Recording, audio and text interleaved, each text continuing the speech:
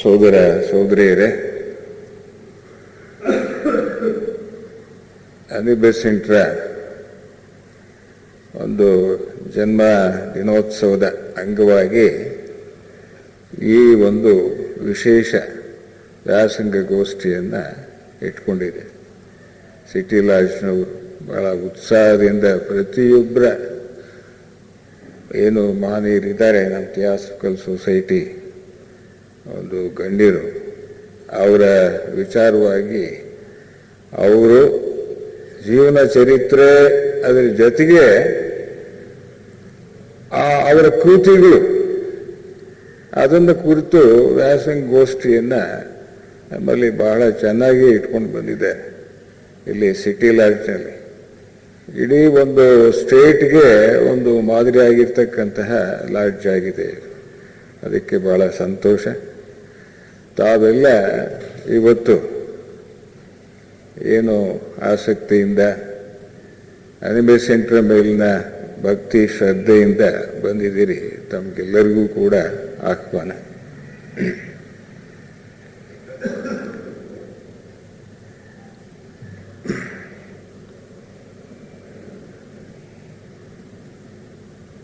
ಸಾವಿರದ 1993 ಅಂತಕ್ಕಂಥದ್ದು ನಮ್ಮ ಭಾರತಕ್ಕೆ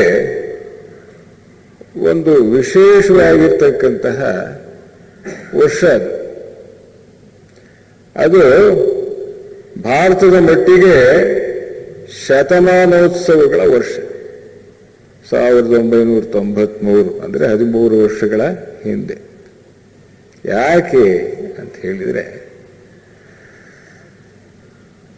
ಸ್ವಾಮಿ ವಿವೇಕಾನಂದರು ಚಿಕಾಗೋದಲ್ಲಿ ನಡೆದಿರ್ತಕ್ಕಂತಹ ಸರ್ವಧರ್ಮ ಸಮ್ಮೇಳನಕ್ಕೆ 1893ರಲ್ಲಿ ಹೋಗಿ ಒಂದು ಔಚಿತ್ಯಪೂರ್ಣವಾಗಿರ್ತಕ್ಕಂತಹ ಒಂದು ಭಾಷಣ ಮಾಡಿ ಬಂದರು. ಔಚಿತ್ಯಪೂರ್ಣವಾಗಿರ್ತಕ್ಕಂಥದ್ದನ್ನು ಇಡೀ ಜಗತ್ತನ್ನೇ ಬೆರಗಾಯಿತು. ಅವರ ಒಂದು ಏನು ಆಧ್ಯಾತ್ಮದ ಒಂದು ಗುಡುಗೇನಿದೆ ಅದನ್ನೆಲ್ಲ ಜನ ಕಂಡು ಬೆಚ್ಚನೆ ಬೆರಗಾದರು. ಅದೇ 1893ರಲ್ಲಿ ವಿದೇಶಕ್ಕೆ ಹೋಗಿದ್ರು ಮಾನ್ಯ ಅರವಿಂದ ಘೋಷ್ ಅವರು. ಅಲ್ಲಿ IAS ಪರೀಕ್ಷೆ ಎಲ್ಲ ಪ್ರತಿಯೊಂದರಲ್ಲೂ ಉತ್ತೀರ್ಣರಾದರು. ಯಾವುದೋ ಒಂದು ವಿಚಾರದಲ್ಲಿ ಅವರು ಕುದುರೆ ಮೇಲೆ ಹತ್ತೋದು, ಅದಕ್ಕೆ ಅವ್ರಿಗೆ ಇಷ್ಟ ಬರಲಿಲ್ಲ. ಅದೇ ಸಂದರ್ಭದಲ್ಲಿ ಭಾರತದಲ್ಲಿ ಒಂದು ಏನು ಬ್ರಿಟಿಷರ ದಬ್ಬಾಳಿಕೆಯಿಂದ ನರಳುತ್ತಿರ್ತಕ್ಕಂತಹ ಭಾರತೀಯರನ್ನ ಕಂಡು ಆ ಭಾರತದ ಸಂಗ್ರಾಮದಲ್ಲಿ ಪಾಲ್ಗೊಳ್ಬೇಕು ಅಂತ ಹೇಳಿ ಬಹಳ ಉತ್ಸುಕತೆಯಿಂದ ಸ್ವದೇಶಕ್ಕೆ ಮರಳಿದರು ಅರವಿಂದ ಘೋಷರು. ಅವರು ಭಾರತ ಸಂಗ್ರಾಮದ ಅಂತಃಶಕ್ತಿಯ ಕೇಂದ್ರವಾಗಿ ಸ್ವದೇಶಕ್ಕೆ ಬಂದರು 1893ರಲ್ಲಿ. ಮೂರನೇದಾಗಿ ಅನಿ ಬೆಸೆಂಟ್ರು ಭಾರತದ ಸ್ವಾತಂತ್ರ್ಯ ಸಂಗ್ರಾಮದ ಆತ್ಮಶಕ್ತಿಯಾಗಿ ಅನಿ ಬೆಸೆಂಟ್ರು ಭಾರತಕ್ಕೆ ಕಾಲಿಟ್ರು. ಅವರು ಭಾರತಕ್ಕೆ ಬರಬೇಕಾದ್ರೆ ಸತ್ಯವನ್ನು, ದಿವ್ಯ ಜ್ಞಾನವನ್ನು ಆರಿಸ್ಕೊಂಡು ಬಂದರು. ಭಾರತಕ್ಕೆ ಬಂದ ಮೇಲೆ ಏನ್ ಮಾಡಿದ್ರು? ಬ್ರಿಟಿಷರ ವಿರುದ್ಧವಾಗಿ ಭಾರತೀಯರ ಪರವಾಗಿ ಸ್ವಾತಂತ್ರ್ಯಕ್ಕೋಸ್ಕರವಾಗಿ ಹೋರಾಡಿದ ಮಹಾ ಮಹಿಳೆ, ಮೊಟ್ಟ ಮೊದಲನೆಯ ಮಹಿಳೆ ಅನಿ ಬೆಸೆಂಟ್. ಇಡೀ ಬ್ರಿಟಿಷ್ ದೇಶದವರು ಆದರೂ ಕೂಡ ಅವರು ಭಾರತದಲ್ಲಿ ದಬ್ಬಾಳಿಕೆಯನ್ನು ನಡೆಸ್ತಕ್ಕಂತಹ ಬ್ರಿಟಿಷರ ವಿರುದ್ಧವಾಗಿಯೇ ಅವರು ಹೋರಾಡಿದರು. ಅದಕ್ಕೋಸ್ಕರವಾಗಿ 2 ಪತ್ರಿಕೆಗಳನ್ನು ಕೊಂಡ್ಕೊಂಡ್ರು. ಒಂದು ಮಾಸಪತ್ರಿಕೆ, ಒಂದು ವಾರಪತ್ರಿಕೆ. ಆ ಪತ್ರಿಕೆಗಳಲ್ಲಿ ಬ್ರಿಟಿಷರು ಏನು ಮಾಡ್ತಾ ಇದ್ದಾರೆ, ಎಂಥ ದಬ್ಬಾಳಿಕೆ ನಡೆಸ್ತಾ ಇದ್ದಾರೆ ಅಂತಕ್ಕಂಥದ್ದನ್ನ ಒಂದು ಪತ್ರಿಕೆಯಲ್ಲಿ ಅವರು ಬರಿತಾ ಇದ್ರು. ಮತ್ತೊಂದು ಪತ್ರಿಕೆಯಲ್ಲಿ ಭಾರತೀಯರಲ್ಲಿರ್ತಕ್ಕಂತಹ ಒಂದು ಮೂಢನಂಬಿಕೆ ಏನಿತ್ತು, ಆ ಮೂಢನಂಬಿಕೆಯನ್ನ ಹೋಗಲಾಡಿಸೋದಕ್ಕೋಸ್ಕರವಾಗಿ ಮತ್ತೊಂದು ಪತ್ರಿಕೆಯನ್ನು ಉಪಯೋಗಿಸಿಕೊಂಡ್ರು. ಆ ಸಂದರ್ಭದಲ್ಲಿ ಬಾಲ್ಯ ವಿವಾಹ ಪದ್ಧತಿ ಪಿಡುಗು ಬಹಳ ವ್ಯಾಪಿಸಿತ್ತದು.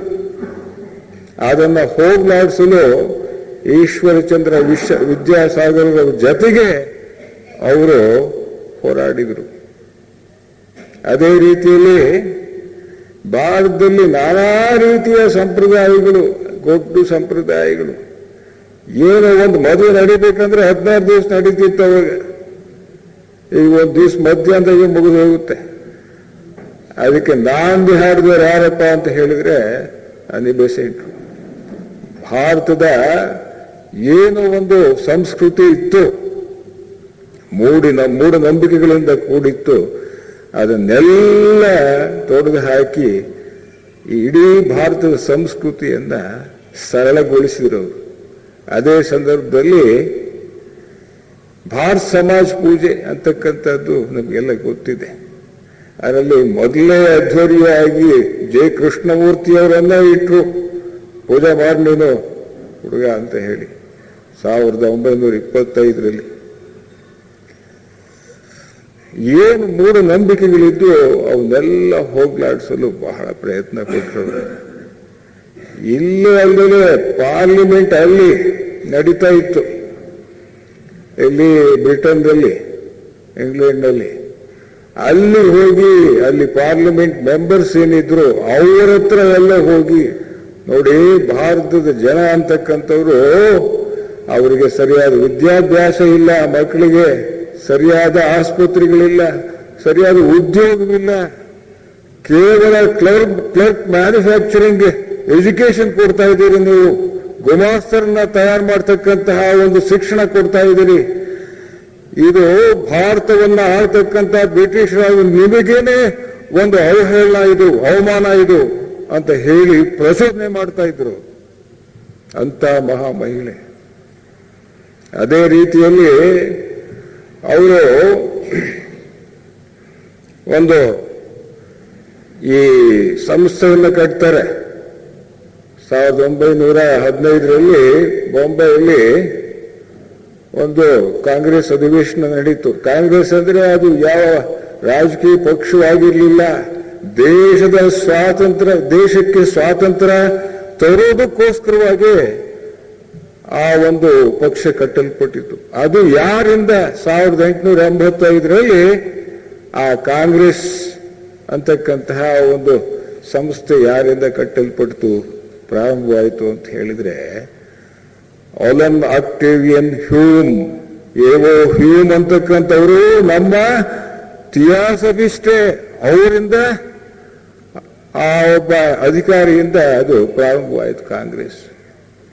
ದೇಶದ ಸ್ವಾತಂತ್ರ್ಯಕ್ಕೋಸ್ಕರವಾಗಿ ನೋಡಿ, ಅವರಲ್ಲಿ ಆ ಥಿಯಾಸಫಿ ಅಂತಕ್ಕಂತಹ ದಿವ್ಯ ಜ್ಞಾನ ಬೇರೆಯವರಿದ್ರಿಂದ ಅನಿ ಬೆಸೆಂಟ್ಗೆ ಆಗಲಿ, ಎವೋ ಹ್ಯೂಮ್ಗೆ ಆಗಲಿ, ಅವರು ಭಾರತದ ಸ್ವಾತಂತ್ರ್ಯಕ್ಕೋಸ್ಕರವಾಗಿ ಹೋರಾಡಿದ ಮಹಾಮಹಿಮರು.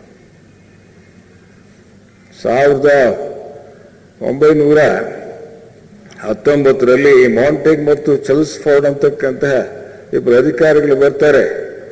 ಇವರ ಯಾರು ಈ ಅನಿ ಬೆಸೆಂಟ್ರ ಒತ್ತಾಯದಿಂದ ಬಂದು ಯಾವ ರೀತಿಯಲ್ಲಿ ಈ ಭಾರತದಲ್ಲಿ ರಾಜ್ಯ ಆಳಬೇಕು, ಅದರಲ್ಲಿ ಭಾರತೀಯರಿಗೆ ಆಳೋದಕ್ಕೆ ಬಿಟ್ಕೊಡ್ಬೇಕು, ಹೋಮ್ ರೂಲ್ ಲೀಗ್ ಅಂತಕ್ಕಂಥನ್ನ ಕಟ್ಟಿದ್ರು. ಅದೇ ಬೆಸೆಂಟ್ರು. ಅಂದ್ರೆ ಭಾರತೀಯರನ್ನೇ ಆಡ್ತಕ್ಕಂತಹ ಒಂದು ಸರ್ಕಾರ ಇರಬೇಕು. ಬ್ರಿಟಿಷ್ ಆಳ್ತಾ ಇದ್ರಲ್ಲ ಭಾರತವನ್ನ, ಅದು ಹೋಗಬೇಕು. ಭಾರತೀಯರಿಂದಲೇ ಚುನಾಯಿತರಾಗಿರ್ತಕ್ಕಂತಹ ಪ್ರತಿನಿಧಿಗಳು ಸರ್ಕಾರವನ್ನ ರಚಿಸಿ ಆಳಬೇಕು. ಅಂಥದನ್ನ ಅವರು ಒತ್ತಾಯಕ್ಕೆ ತಂದ್ರು. ಅದರಿಂದ ಆ ಒಂದು ಮೌಂಟೇನ್ ಮತ್ತು ಚೆಮ್ಸ್ಫೋರ್ಡ್ ಬಂದರು. ಯಾವ ರೀತಿಯಲ್ಲಿ ನಾವು ಭಾರತಕ್ಕೆ ಅವರೇ ಆಳ್ತಕ್ಕಂತಹ ಒಂದು ಏನು ಗವರ್ನಮೆಂಟ್ ಅಥವಾ ಸರ್ಕಾರ ಹೇಗಿರಬೇಕು ಅನ್ನೋದಕ್ಕೆ ತಿಳ್ಕೊಳ್ಳೋದಕ್ಕೆ ಎಲ್ಲ ಮುಖಂಡರನ್ನು ಮೀಟ್ ಮಾಡಿದ್ರು. ಆವಾಗ ಅಲ್ಲಿ ಬೆಸೆಂಟ್ರು ಎಲ್ಲ ವಿಚಾರಗಳನ್ನ ತಿಳಿಸಿದರು.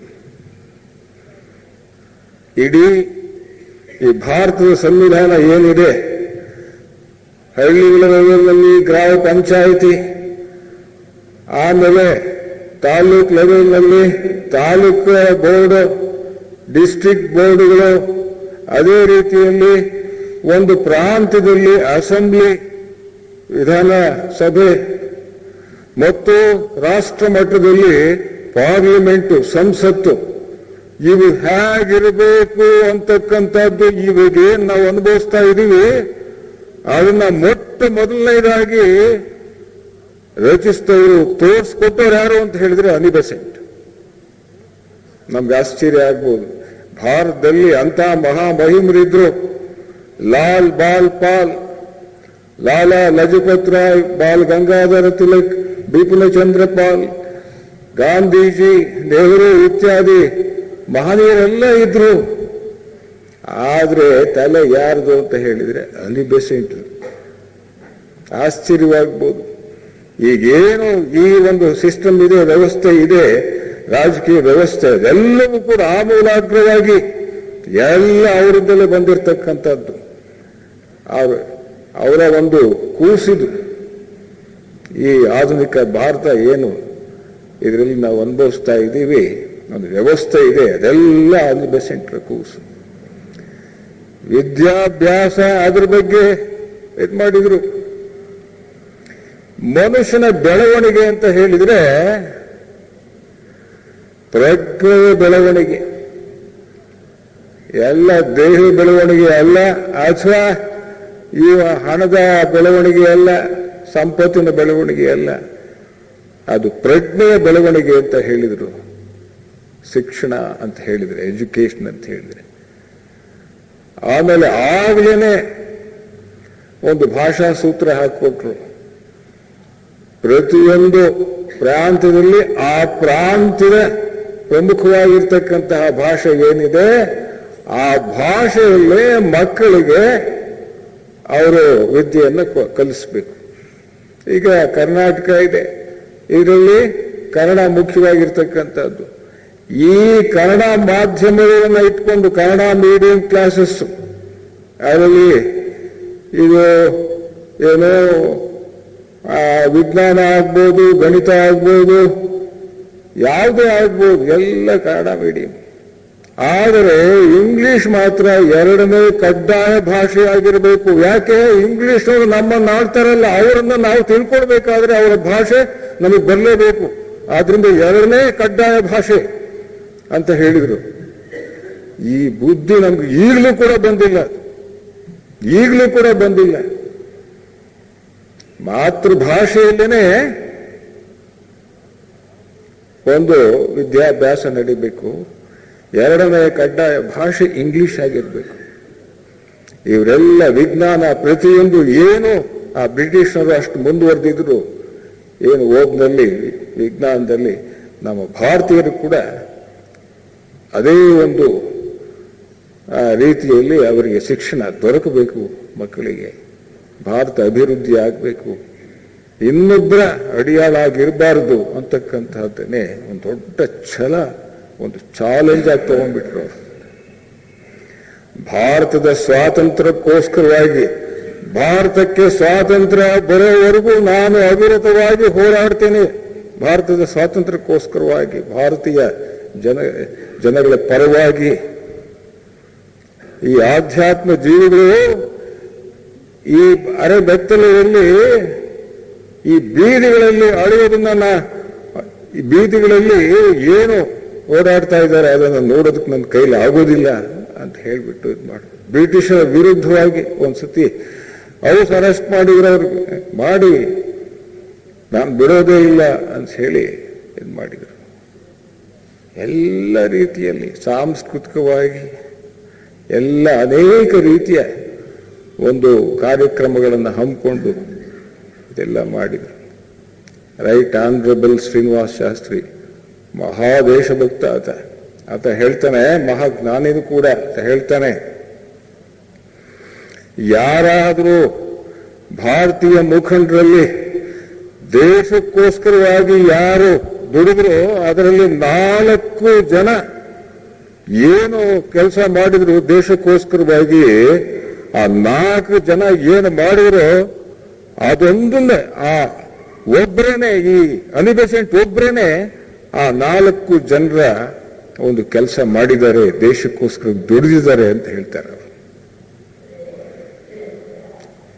ಮಹಾತ್ಮ ಗಾಂಧಿಯವರು ಒಂದು ಮಾತು ಹೇಳ್ತಾರೆ, ಬ್ಲವರ್ಸ್ಕಿ ಅವರು ಆಕೆಯ ಶಿಷ್ಯರಾದ ಅನಿ ಬೆಸೆಂಟ್ ಇವರ ಉಡುಪಿನ ಸೆರಗು ತಗುಲಿದ್ರೆ ಸಾಕು ನಾನು ಧನ್ಯನಾಗ್ತೇನೆ ಅಂತ ಹೇಳಿ ಮಹಾತ್ಮ ಗಾಂಧಿ ಹೇಳಿದರು. ನೆಹರು ಏನ್ ಹೇಳಿದ್ರು, ಭಾರತ ಸ್ವಾತಂತ್ರ್ಯ ಸಂಗ್ರಾಮದ ಒಂದು ಆತ್ಮಶಕ್ತಿ ಈಕೆಗೆ ನಾವು ಸದಾ ಚಿರುಣಿ ಆಗಿರ್ಬೇಕು ನಾವು ಇಡೀ ಭಾರತೀಯರೆಲ್ಲರೂ ಅಂತ ಹೇಳ್ತಾರೆ. ಯಾರು? ನೆಹರು. ರಾಜಗೋಪಾಲಾಚಾರಿ ಆತ ಮಹಾಮಹಿಮ ಜ್ಞಾನಿನೂ ಕೂಡ ಆತ.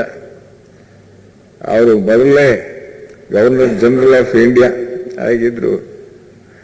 ಅವರು ಹೇಳ್ತಾರೆ, ಇಡೀ ವಿಶ್ವದ ಪ್ರಗತಿಯ ಒಂದು ಆಕಾಶದಲ್ಲಿ ಅನಿ ಬೆಸೆಂಟ್ರು ವೈವಿಧ್ಯಮಯವಾಗಿರ್ತಕ್ಕಂತಹ ಮನೋಜ್ಞವಾಗಿರ್ತಕ್ಕಂತಹ ಪಾತ್ರವನ್ನು ವಹಿಸಿದ್ರು ಅಂತ ಹೇಳ್ತಾರೆ. ಅಂತ ಮಹಾ ಮಹಿಳೆಯ ಅಂತ ಅದಮ್ಯ ಚೇತನ ಏನಿದೆ, ಆ ಅದಮ್ಯ ಚೇತನಕ್ಕೆ ನಾವು ನಮನ ಸಲ್ಲಿಸಬೇಕಾಗಿದೆ. ಆ ನಮನವನ್ನ ಹೇಗೆ ಸಲ್ಲಿಸಬೇಕು ಅಂತಕ್ಕಂಥವು ಸಿಟಿ ಲಾಡ್ಜ್ ಪದಾಧಿಕಾರಿಗಳು ಜನ ಅವರ ಕೃತಿಗಳನ್ನೇ ನಾವು ಸರಿಯಾಗಿ ಅಧ್ಯಯನ ಮಾಡಿ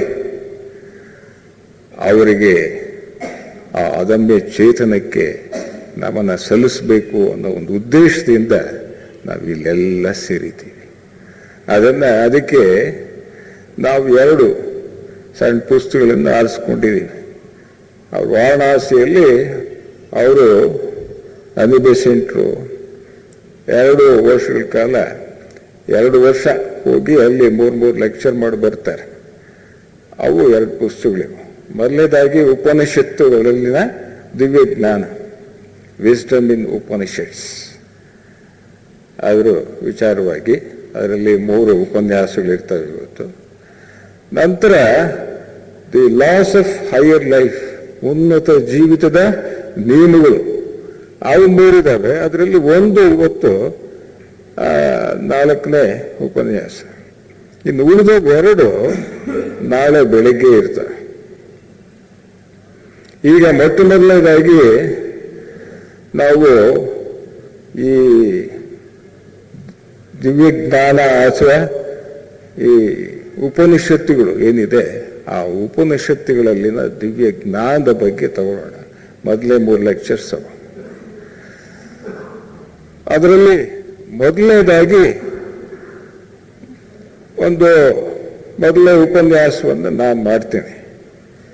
ಈಗ ಆ ಒಂದು ಉಪನಿಷತ್ತುಗಳೆಲ್ಲ ದಿವ್ಯ ಜ್ಞಾನ ಏನಿದೆ ಅದರಲ್ಲಿ ಮೊದಲೇ ಉಪನ್ಯಾಸಕ್ಕೆ ಬರೋಣ.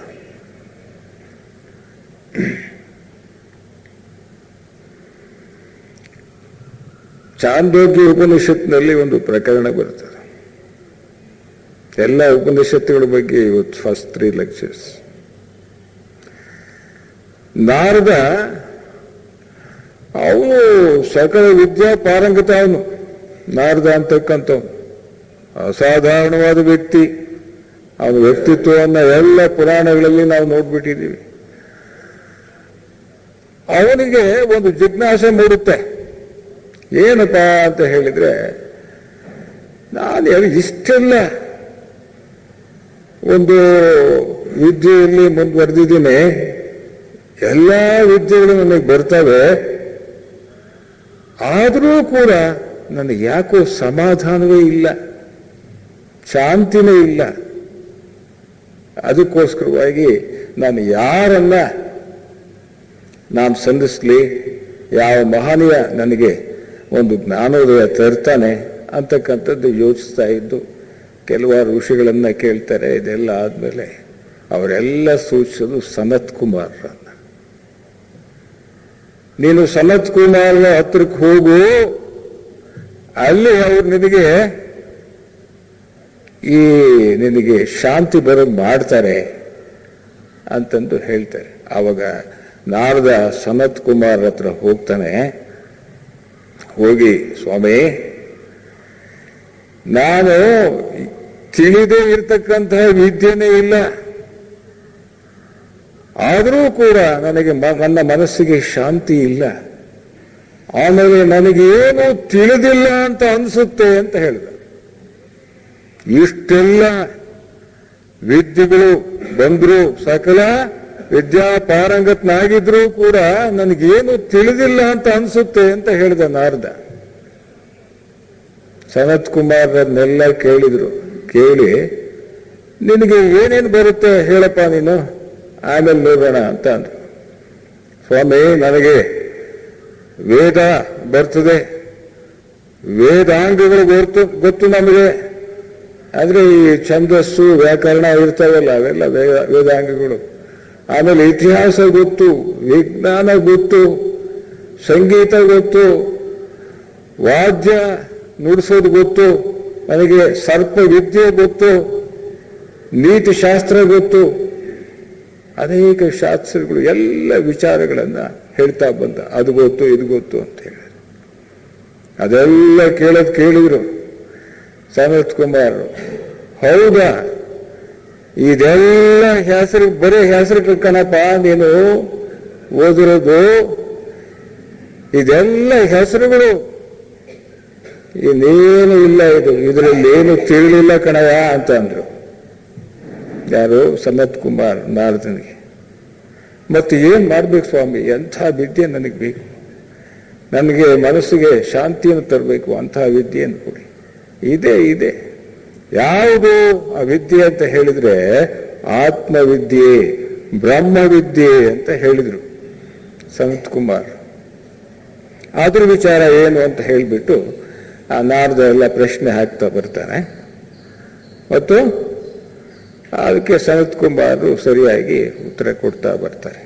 ಈ ರೀತಿಯಾಗಿ ಎಲ್ಲ ನಾರದ ಅಂತಕ್ಕಂಥವನು ಸನತ್ ಕುಮಾರರ ಮೂಲಕ ಬ್ರಹ್ಮವಿದ್ಯೆ, ಆತ್ಮವಿದ್ಯೆಯನ್ನು ತಿಳ್ಕೊಂಡು ಅವನು ಧನ್ಯನಾದ, ಅವನಿಗೆ ಆತ್ಮ ಸಾಕ್ಷಾತ್ಕಾರವಾಯಿತು, ಅವನು ಮುಕ್ತನಾದ, ಪರಮ ಶಾಂತಿ ಅವನಿಗೆ ಲಭಿಸಿತು ನಾರದನಿಗೆ. ಆ ಆತ್ಮವಿದ್ಯೆ ಅಂತಕ್ಕಂಥದ್ದಕ್ಕೆ ನಾವು ಪರಾವಿದ್ಯೆ ಅಂತ ಹೇಳ್ತೀವಿ. ಪರ ದೊಡ್ಡದು. ನೀನೆಲ್ಲ ಏನ್ ತಿಳ್ಕೊಂಡಿದ್ಯಾ ಇವೆಲ್ಲ ನಾರದ, ಇವೆಲ್ಲ ಅಪರಾವಿದ್ಯೆ. 64 ವಿದ್ಯೆಗಳು, ಅದರಲ್ಲಿ 63 ವಿದ್ಯೆಗಳೆಲ್ಲ ಅಪರಾವಿದ್ಯೆಗಳು. ಅವೆಲ್ಲ ಹೊಟ್ಟೆಗೋಸ್ಕರವಾಗಿ ಮನುಷ್ಯ ಮಾಡ್ಕೊಂಡಿರ್ತಕ್ಕಂಥದ್ದು. ಆದ್ರೆ ಪರಾವಿದ್ಯೆ ಏನಿದೆ, ಆತ್ಮವಿದ್ಯೆ ಏನಿದೆ, ಅದೊಂದನ್ನೇ ತಿಳ್ಕೊಂಡ್ರೆ ಸಾಕು, ಇನ್ನು ಉಳಿದ ಎಲ್ಲ ವಿದ್ಯೆಗಳು ಬರ್ತಾವೆ ನಿನಗೆ. ಅದೊಂದನ್ನು ತಿಳ್ಕೊಳ್ದೇ ಇರೋದ್ರಿಂದ ನಿನಗೆ ಇನ್ನು ಆತ್ಮಕ್ಕೆ ಶಾಂತಿ ಇಲ್ಲ. ಅದನ್ನ ತಿಳ್ಕೊ ಅಂತ ಹೇಳಿ ಅದು ಹೇಳ್ತಾ ಹೋದ್ರು. ಆ ಆತ್ಮವಿದ್ಯೆ ಅಂತಕ್ಕಂಥದ್ದು ನಾವು ತಿಳ್ಕೊಳ್ದೆ ಹೋದ್ರೆ, ನಾವು ಎಷ್ಟು 10 ಅಲ್ಲ 20 ಡಿಗ್ರಿಗಳು ನಮ್ಮ ಹೆಸರಿನ ಮುಂದೆ ಸೇರಿಸಿದ್ರೆ ಏನು ಪ್ರಯೋಜನ ಆಗುವುದಿಲ್ಲ. ಆತ್ಮವಿದ್ಯೆಯೊಂದೇ ನಮಗೆ ಪಾವನ ಮಾಡೋದು, ಮುಕ್ತಿ ತರ್ತಕ್ಕಂಥದ್ದು. ಆ ಆತ್ಮವಿದ್ಯೆ ಎಲ್ಲಿದೆ, ಆ ಆತ್ಮವಿದ್ಯೆ ಯಾವುದು ಅಂತ ಹೇಳಿ ಗುರುತಿಸಿದ್ದಾರೆ ನಮ್ಮವರು. ಅದೆಲ್ಲ ಉಪನಿಷತ್ತುಗಳು. ಉಪನಿಷತ್ತುಗಳೇ ಆತ್ಮವಿದ್ಯೆ, ಬ್ರಹ್ಮವಿದ್ಯೆ ಅಂತ ಕೂಡ ಆಗುತ್ತೆ. ಆ ಉಪನಿಷತ್ತು ಅಂತ ಹೇಳಿದ್ರೆ ಏನು, ಅದು ಎಲ್ಲಿಂದ ಬರುತ್ತೆ, ಏನ್ ಸಮಾಚಾರ ಅಂತಕ್ಕಂಥದ್ದು ಸ್ವಲ್ಪ ಒಂದು 5 ನಿಮಿಷ ನೋಡೋಣ. ಉಪನಿಷತ್ತುಗಳು ಅವು ಮುಖ್ಯವಾಗಿ ಒಂದು 10 ಶಂಕರಾಚಾರ್ಯ ಗುರುತಿಸಿದ್ದಾರೆ. ಅವು ಮೊದಲು 108 ಅವ್ರ ಕಾಲದಲ್ಲಿ, ಈಗ 200 ಚಿಲ್ಲರೆ ಹೋಗ್ಬಿಟ್ಟಿದ್ದಾವೆ ನಮ್ಮ ಕಾಲದಲ್ಲಿ. ಅದರಲ್ಲಿ ಒಂದು 10 ಉಪನಿಷತ್ತುಗಳು ಏನು ಮುಖ್ಯವಾಗಿ ಶಂಕರಾಚಾರ್ಯರು ಹೇಳಿದ್ರು ಅಷ್ಟೊಂದು ತಿಳ್ಕೊಂಡ್ರೆ ಅವೆಲ್ಲವುಗಳಿಂದಲೇ ಉಳಿದ ಉಪನ್ಯಾಸಗಳು ಬಂದಿರ್ತಕ್ಕಂಥ ಏನೋ ಉಪನಿಷತ್ತುಗಳು ಬಂದಿರ್ತಕ್ಕಂಥದ್ದು. ಈಗ ವೇದಗಳಿದ್ದಾವೆ, 4 ವೇದಗಳಿದ್ದಾವೆ. ಒಂದು ಋಗ್ವೇದ, ಯಜುರ್ವೇದ, ಸಾಮವೇದ, ಅಥರ್ವಣ ವೇದ. ಈ 4 ವೇದಗಳಲ್ಲಿರ್ತಕ್ಕಂತಹ ಶ್ಲೋಕಗಳು ಏನಿದ್ವೋ ಆ ವಿಚಾರವನ್ನ 4 ಭಾಗಗಳಾಗಿ ವಿಂಗಡಿಸಿದ್ದಾರೆ. ಮೊದಲನೇದು ಸಂಹಿತೆ ಅಂತ ಹೇಳಿ. ಆ ಸಂಹಿತೆಯಲ್ಲಿ ಏನ್ ಹೇಳುತ್ತಪ್ಪ ಅಂತ ಹೇಳಿದ್ರೆ, ದೇವತಾ ಸ್ತುತಿಗೆ ಸಂಬಂಧಿಸಿರ್ತಕ್ಕಂಥ ಶ್ಲೋಕಗಳನ್ನ ಎಲ್ಲ ಒಂದ್ ಕಡೆ ಸೇರಿಸಿದ್ರು. ಅದಕ್ಕೆ ಸಂಹಿತೆ ಅಂತ ಹೇಳಿ ಆ 4 ವೇದಗಳಿಂದ ಆರಿಸಿ ಅದಿತ್ ಮಾಡಿದ್ರು. ಇನ್ನೊಂದು ಬ್ರಾಹ್ಮಣ ಅಂತಕ್ಕಂಥದ್ದು. ಬ್ರಾಹ್ಮಣ ಅಂತ ಹೇಳಿದ್ರೆ, ಈಗ ಹಿಂದೆಲ್ಲ ಯಾಗ ಯಜ್ಞಾದಿಗಳನ್ನ ಮಾಡ್ತಾ ಇದ್ರು. ಯಾಕೆಂದ್ರೆ ಆ ಸ್ವರ್ಗಕ್ಕೆ ಹೋಗೋದನ್ನೇ ಅವ್ರಿಗೆ ದೊಡ್ಡ ಸಿರಿಯೋದು.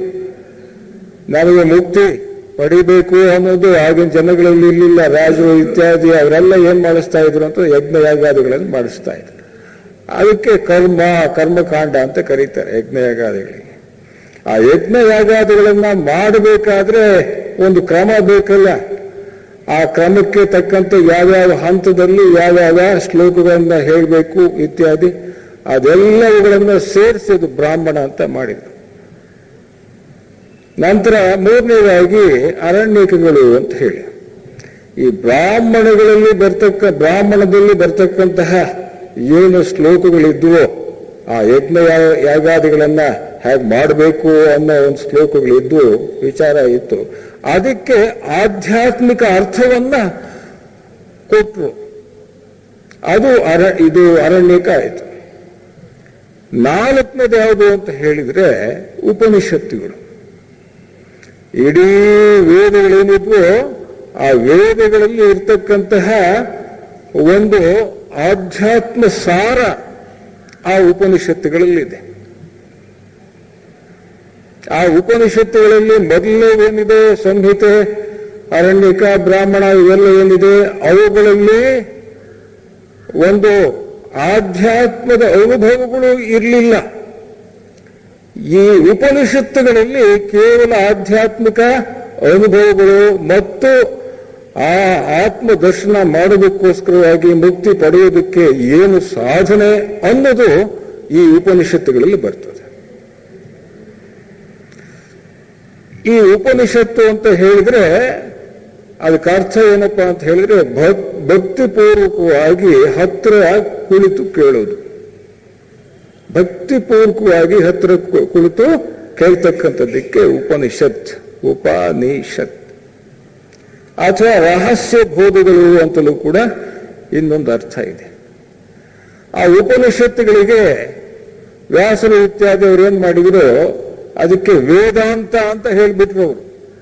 ವೇದದ ಅಂತ್ಯ ಏನಿದೆ ಅದು ವೇದಾಂತ. ಅಂತ್ಯ ಭಾಗ, ವೇದಗಳ ಅಂತ್ಯ ಭಾಗ. ಅದರಲ್ಲಿ ಎಲ್ಲ ಆಧ್ಯಾತ್ಮದ ಅನುಭವಗಳೇ, ಎಲ್ಲ ಋಷಿ ಮುನಿಗಳು ಅವುಗಳನ್ನ ರಚಿಸಿದ್ರು, ಶಿಷ್ಯರಿಗೆ ಹೇಳಿದರು. ಅದು ಆ ವೇದಾಂತ ಅಂತಕ್ಕಂಥದ್ದು. ಆ ವೇದಾಂತವೇ ಉಪನಿಷತ್ತುಗಳು. ಆ ಉಪನಿಷತ್ತುಗಳ ಬಗ್ಗೆ ನಾವು ಇವತ್ತು 3 ಲೆಕ್ಚರ್ಸ್ ಇದೆ, ಆ ಉಪನ್ಯಾಸಗಳಿವೆ. ಅದರಲ್ಲಿ ಮೊದಲನೇದಾಗಿ ನಾನು ಮಾಡ್ತೇನೆ. ಏನು ಅಂತ ಹೇಳಿದ್ರೆ, ಮೊದಲನೇ ಉಪನಿಷತ್ತುಗಳಲ್ಲಿ ಯಾವುದು ಅಂತ ಹೇಳಿದ್ರೆ, ಇದೆಲ್ಲವೂ ಬ್ರಹ್ಮಸ್ವರೂಪವೇ ಅಂತಕ್ಕಂಥದ್ದು. ಇದೆಲ್ಲವೂ ಬ್ರಹ್ಮಸ್ವರೂಪವೇ. ಇದೆಲ್ಲ ಅಂತಂದ್ರೆ ನಾವು, ನೀವು, ಈ ಚೇರುಗಳು, ಇದು ಮತ್ತು ಈ ಟೇಬಲ್, ಇವೆಲ್ಲವೂ, ಬೋರ್ಡು, ಎಲ್ಲವೂ ಬ್ರಹ್ಮಸ್ವರೂಪವೇ.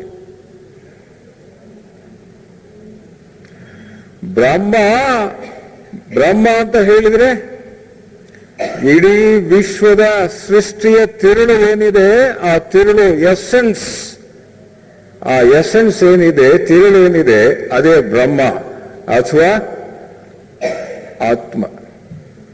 ಆತ್ಮ ಅಥವಾ ಬ್ರಹ್ಮ ಅಂತ ಹೇಳಿದ್ರೆ ಎಸೆನ್ಸ್, ಇಡೀ ವಿಶ್ವದ ತಿರುಳು.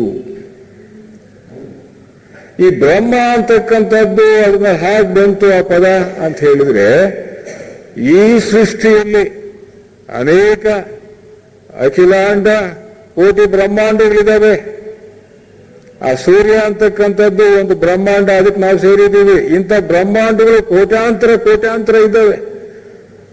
ಅವೆಲ್ಲವುಗಳಲ್ಲೂ ತಾನು ವ್ಯಾಪಿಸಿರ್ತಕ್ಕಂತಹ ಒಂದು ಚೇತನ ಇದೆ, ಚೈತನ್ಯ ಶಕ್ತಿ ಇದೆ, ಅದೇ ಬ್ರಹ್ಮ. ಬ್ರಹ್ಮ ಅಂತಂದ್ರೆ ಬೃಹತ್ತರವಾಗಿರ್ತಕ್ಕಂಥದ್ದು, ಅತಿ ದೊಡ್ಡದು. ಅದಕ್ಕಿಂತ ದೊಡ್ಡದು ಯಾವುದೂ ಇಲ್ಲ ಈ ಸೃಷ್ಟಿಯಲ್ಲಿ ಅಥವಾ ವಿಶ್ವದಲ್ಲಿ. ಅಂಥದ್ದು ಬ್ರಹ್ಮ ಅಂತ ಹೇಳಿದ್ರೆ ಬೃಹತ್ತರವಾಗಿರ್ತಕ್ಕಂಥದ್ದು. ಆ ಋಷಿಗಳು ಹೇಳ್ತಾರೆ, ಈ ಒಂದು ವಿಶ್ವದಲ್ಲಿ ಸಕಲ ಚರಾಚರ ವಸ್ತುಗಳಿದ್ದಾವೆ. ಅವೆಲ್ಲವೂ ಒಂದಲ್ಲ ಒಂದು ರೀತಿಯಲ್ಲಿ ಚಲಿಸ್ತಲೇ ಇರ್ತವೆ, ಬದಲಾವಣೆ ಆಗ್ತಲೇ ಇರ್ತವೆ. ಆ ಬ್ರಹ್ಮ ಮಾತ್ರ ಎಂದೆಂದಿಗೂ ಬದಲಾಗೋದಿಲ್ಲ, ಬದಲಾಗೋದೇ ಇಲ್ಲ. ಅದು ಬ್ರಹ್ಮ. ಅದು ನಮ್ಮೆಲ್ಲರಲ್ಲೂ ಕೂಡ ಬ್ರಹ್ಮ ಇದೆ. ಈ ಚೇರುಗಳಲ್ಲಿದೆ, ಈ ವಸ್ತುವಿನಲ್ಲಿ, ಎಲ್ಲ ವಸ್ತುಗಳಲ್ಲೂ ಇದೆ ಬ್ರಹ್ಮ.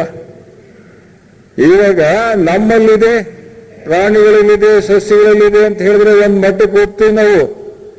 ಖನಿಜಗಳಲ್ಲೂ ಇದೆ. ಅದು ಆ ಬ್ರಹ್ಮ ಅಂತಕ್ಕಂಥದ್ದು ಏನಿದೆ, ಅದು ಮಲಗಿದೆ ಅಷ್ಟೇ. ಅದು ಆ ಖನಿಜಗಳಲ್ಲಿ ಆ ಚೈತನ್ಯ ವಸ್ತು, ಆ ಚೇತನ ಏನಿದೆ, ಅದು ಮಲಗಿದೆ ಶಿಲೆಗಳಲ್ಲಿ ಅಥವಾ ಖನಿಜಗಳಲ್ಲಿ. ಈ ಒಂದು ಸಸ್ಯಗಳಲ್ಲಿ ಅದು ಕನಸು ಕಾಣ್ತಾ ಇದೆ, ಮತ್ತು ಪ್ರಾಣಿಗಳಲ್ಲಿ ಓಡಾಡ್ತಾ ಇದೆ. ಆ ಬ್ರಹ್ಮ ಅಥವಾ ಆತ್ಮ ಅಥವಾ ಪ್ರಜ್ಞೆ ಕನಸು ಕಾಣ್ತಾ ಇದೆ ಮತ್ತು ಇದರಲ್ಲಿ ಓಡಾಡ್ತಾ ಇದೆ. ಪ್ರಾಣಿಗಳಲ್ಲಿ, ಮನುಷ್ಯನಲ್ಲಿ ಯೋಚಿಸ್ತಾ ಇದೆ, ಆ ಯೋಚನಾ ಶಕ್ತಿ. ದೇವತೆಗಳಲ್ಲಿ ಆನಂದವಾಗಿದೆ, ಆನಂದಮಯವಾಗಿದೆ. ಎಲ್ಲವುಗಳಲ್ಲೂ ಇದೆ. ಸಕಲ ಚರಾಚರ ವಸ್ತುಗಳಲ್ಲಿ ಎಲ್ಲದರಲ್ಲೂ ನಾನಿದ್ದೇನೆ ಅಂತ ಹೇಳಿ ಭಗವದ್ಗೀತೆಯಲ್ಲಿ ಕೃಷ್ಣ ಹೇಳ್ತಾನೆ. ಅಂದ್ರೆ ಆ ಪರಬ್ರಹ್ಮನ ಪರವಾಗಿ ಹೇಳ್ತಾನೆ, ಸಕಲ ಚರಾಚರ ವಸ್ತುಗಳಲ್ಲಿದೆ ನಾನು, ಯಾವುದರಲ್ಲಿ ಇಲ್ಲವೇ ಇಲ್ಲ ಅಂತ ಹೇಳ್ತಾನೆ. ಅಂದ್ರೆ ಎಲ್ಲದರಲ್ಲೂ ಇದ್ದೇನೆ. ಸರ್ವಂ ಖಲ್ವಿದಂ ಬ್ರಹ್ಮ. ಇದೆಲ್ಲವೂ ಕೂಡ ಆ ಬ್ರಹ್ಮ ಸ್ವರೂಪವೇ ಆಗಿದೆ. ಈಗ ಇದರಲ್ಲಿ ಇದೆ ಅಂತ ಹೇಳಿದ್ರೆ ನಾವು ಒಪ್ಕೊಳ್ಳೋದು ಕಷ್ಟ. ವಿಜ್ಞಾನಿಗಳೆಲ್ಲ ಕಂಡುಹಿಡಿದು ಬಿಟ್ಟಿದ್ದಾರೆ. ಯಾವುದೇ ವಸ್ತು ತಗೊಳ್ಳಿ, ಅಣುಗಳು, ನಂತರ ಪರಮಾಣುಗಳಿಂದ ಆಗಿರ್ತಕ್ಕಂಥದ್ದು. ಪ್ರತಿಯೊಂದು ವಸ್ತು ಇದೆ. ಇದು ಇದರಲ್ಲಿ ಪರಮಾಣುಗಳಿದ್ದಾವೆ. ಈ ಪ್ರತಿಯೊಂದು ಪರಮಾಣುಗಳಲ್ಲಿ ಒಂದು ಬೀಜ ಕೇಂದ್ರ ಇರುತ್ತೆ, ಅದರ ಸುತ್ತ ಎಲೆಕ್ಟ್ರಾನ್ಗಳು ತಿರುಗ್ತಾ ಇರ್ತವೆ, ವೇಗದಿಂದ ತಿರುಗ್ತಾ ಇರ್ತವೆ. ಅದು ನಮ್ಮ ಕಣ್ಣಿಗೆ ಕಾಣಿಸೋದಿಲ್ಲ. ಪ್ರತಿಯೊಂದು ಪರಮಾಣುವಿನಲ್ಲಿ, ಇದರಲ್ಲಿ ಏನ್ ಕೋಟ್ಯಾಂತರ ಪರಮಾಣುಗಳಿದ್ದಾವೆ ಈ ವಸ್ತುವಿನಲ್ಲಿ, ಎಲ್ಲ ಪರಮಾಣುವಿನಲ್ಲೂ ಕೂಡ ಬೀಜ ಕೇಂದ್ರ ಸುತ್ತ ಎಲೆಕ್ಟ್ರಾನ್ ತಿರುಗ್ತಾ ಇದೆ. ಆ ತಿರುಗೋದು ನಮಗೆ ಕಾಣಿಸ್ತಾ ಇಲ್ಲ. ಆದರೆ ಮಹಾಯೋಗಿಗಳಿಗೆ ಅದು ಕಾಣಿಸ್ತದೆ. ಅದನ್ನು ವಿಜ್ಞಾನಿಗಳು ಪ್ರೂವ್ ಮಾಡಿದ್ದಾರೆ. ಎಲೆಕ್ಟ್ರಾನ್ ತಿರುಗ್ತಾ ಇದೆ ಅಂತ ಹೇಳಿದ್ರೆ ಅಲ್ಲಿ ಚೈತನ್ಯ ಇದೆ ಅಂತ ಅರ್ಥ. ಆ ಚೈತನ್ಯವೇ ಆ ಪರಬ್ರಹ್ಮ ವಸ್ತು, ಬೇರೆ ಎಲ್ಲ. ಅಣು ರೇಣು ತೃಣಕಾಷ್ಟ ಎಲ್ಲದರಲ್ಲೂ ಆ ಪರಬ್ರಹ್ಮ ವಸ್ತು ಇದೆ. ಆ ಪರಬ್ರಹ್ಮ ವಸ್ತುವಿನಿಂದ ಅದು ಪ್ರಾರಂಭ ಹೇಗೆ, ಸೃಷ್ಟಿ ಸ್ಥಿತಿ ಲಯ ಅಂತಕ್ಕಂಥದ್ದು ನಾವು ತಗೊಂಡಾಗ ಹಾಗೆ ಅದು ಜಗತ್ ಸೃಷ್ಟಿ ಆಗುತ್ತೆ. ಸೃಷ್ಟಿ ಆಗಿದ್ದು ಆ ಪರಬ್ರಹ್ಮ ವಸ್ತುವಿನಿಂದಲೇ ಆ ಜಗತ್ತು ಹೊರಗೆ ಬರುತ್ತೆ. ಕೆಲವು ಕಾಲ ಇರುತ್ತೆ, ನಂತರ ಏನ್ ಮಾಡುತ್ತೆ, ಅದು ಪ್ರಳಯ ಕಾಲದಲ್ಲಿ ಪುನಃ ಎಲ್ಲಿಂದ ಬಂತೋ ಅದೇ ಪರಬ್ರಹ್ಮಕ್ಕೆ ಹೋಗಿ ಲೀನವಾಗಿಬಿಡುತ್ತೆ. ಯಾವುದು? ಈ ಜಗತ್ತು.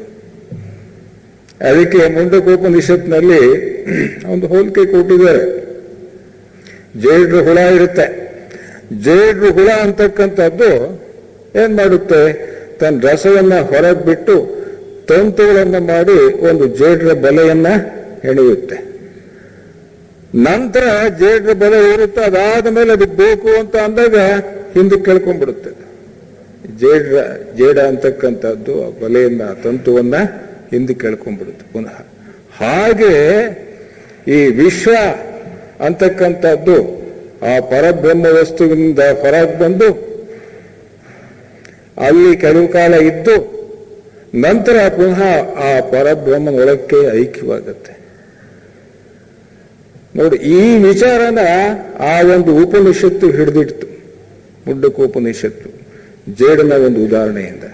ನಾವು ತಿಳ್ಕೊಳ್ಬೇಕಾದ್ರೆ ಅದು ಅಬ್ಸ್ಟ್ರಾಕ್ಟಿಂಗ್, ಅದು ಅದಕ್ಕೆ ಆಕಾರ ಇಲ್ಲದೆ ಇರ್ತಕ್ಕಂತಹ ವಿಚಾರ. ಅದು ಆಕಾರ ಕೊಟ್ಟರು ಋಷಿಗಳು, ಅವ್ರು ಕೊಡದೇ ಇದ್ರೆ ನಮ್ಗೇನೇನು ಗೊತ್ತಾಗ್ತಾ ಇರಲಿಲ್ಲ.